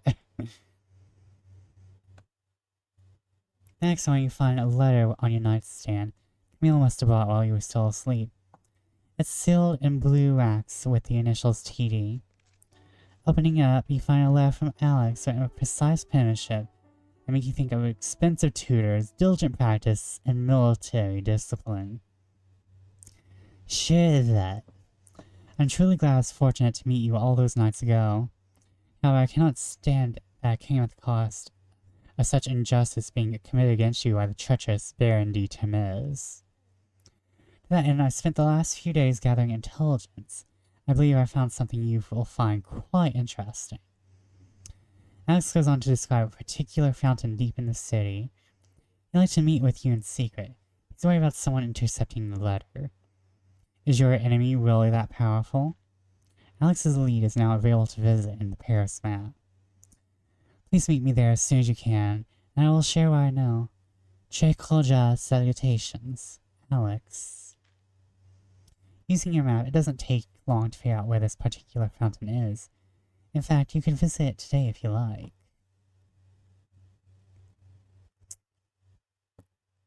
You pause to read the social pages of the newspaper while you take your breakfast, sitting at your vanity. One of the benefits of working for Pierre is getting a free newspaper every day. It is then you nearly spit said breakfast all over your mirror while you read the social pages more closely. Paying attention to key details, you realize that the stories Pierre wrote using your gossip could be traced back to you. If you can do it, there's a good chance someone else can too. You have gained a decent amount of peril. Oh no. This, of course, will not do great things for your reputation.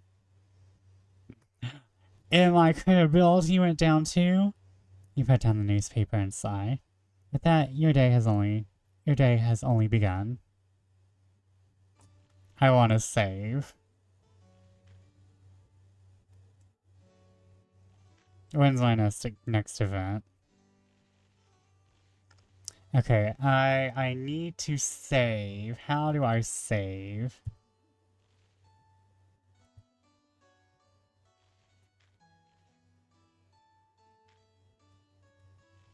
Wait, do I have anything religious? Okay, wait. Oh, my novelty is going to plummet, but I need rest. Oh, wait, bourgeoisie? I don't have anything for the bourgeoisie. I need to go buy a dress.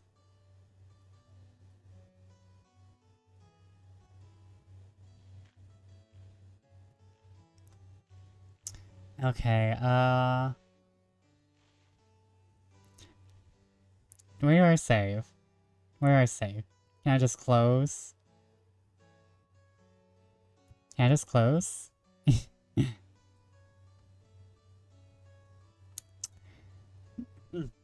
Okay, okay.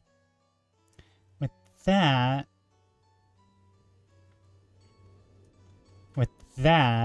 I'm gonna end stream. 'Cause it's reaching 12. It's reaching 12. I had a good time. I had a good time talking about fashion. I had a good time talking about, playing this game. I can't wait to continue it next week. We might have, like, 2 days. I'm not playing anything else, am I? I'm not playing anything else. I haven't started anything new. So, we might be playing this 2 times next week. We gotta stop the French Revolution, guys. We gotta meet Marie Antoinette. we gotta work on our ambitions through the Minuet of power. But yeah, I'm excited to play this next week. But thank y'all for joining me. I hope I changed your fate. Follow me if you don't. Ow. I can't talk tonight. I keep biting my tongue. Follow me if you don't. If you don't already follow me. If you do follow me, thank you. And now we're gonna raid.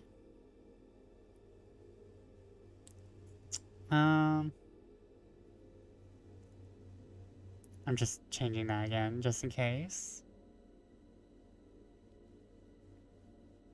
Oh man, Paladin is still in subathon.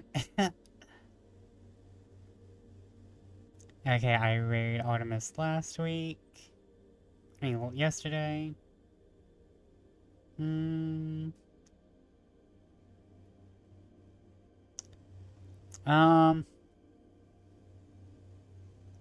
I feel like we should raid into someone who's playing something similar. Oh, it's been a while since I raided Lethal, though.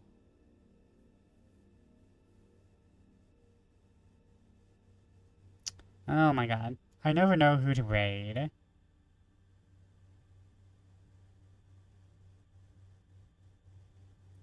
I never know who to raid. I'd like to thank you all for joining me. I had fun today. It's kind of cheered me up. It's kind of feeling down. Okay. Oh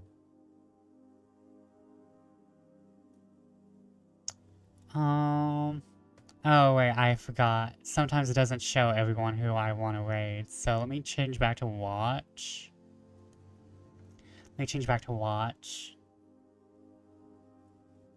And let's see here. Also not to mention I like...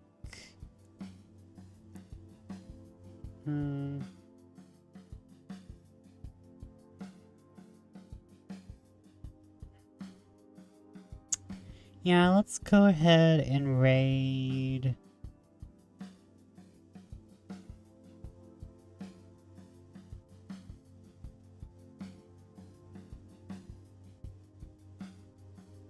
Oh, she's playing Mist. Okay. We're raiding Lethal. Plus, I was raided by a bat, so I should go raid a bat.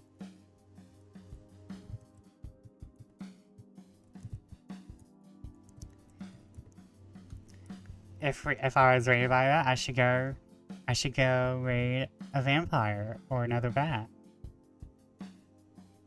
Yes, she's playing Mist, the Masterpiece Edition. Thank you all for joining me tonight. I wish you all the best of fates. And I will see you again tomorrow, and I think we will, finish up Frankenstein tomorrow, because I don't have anything special planned. Thank you, and good night. Farewell.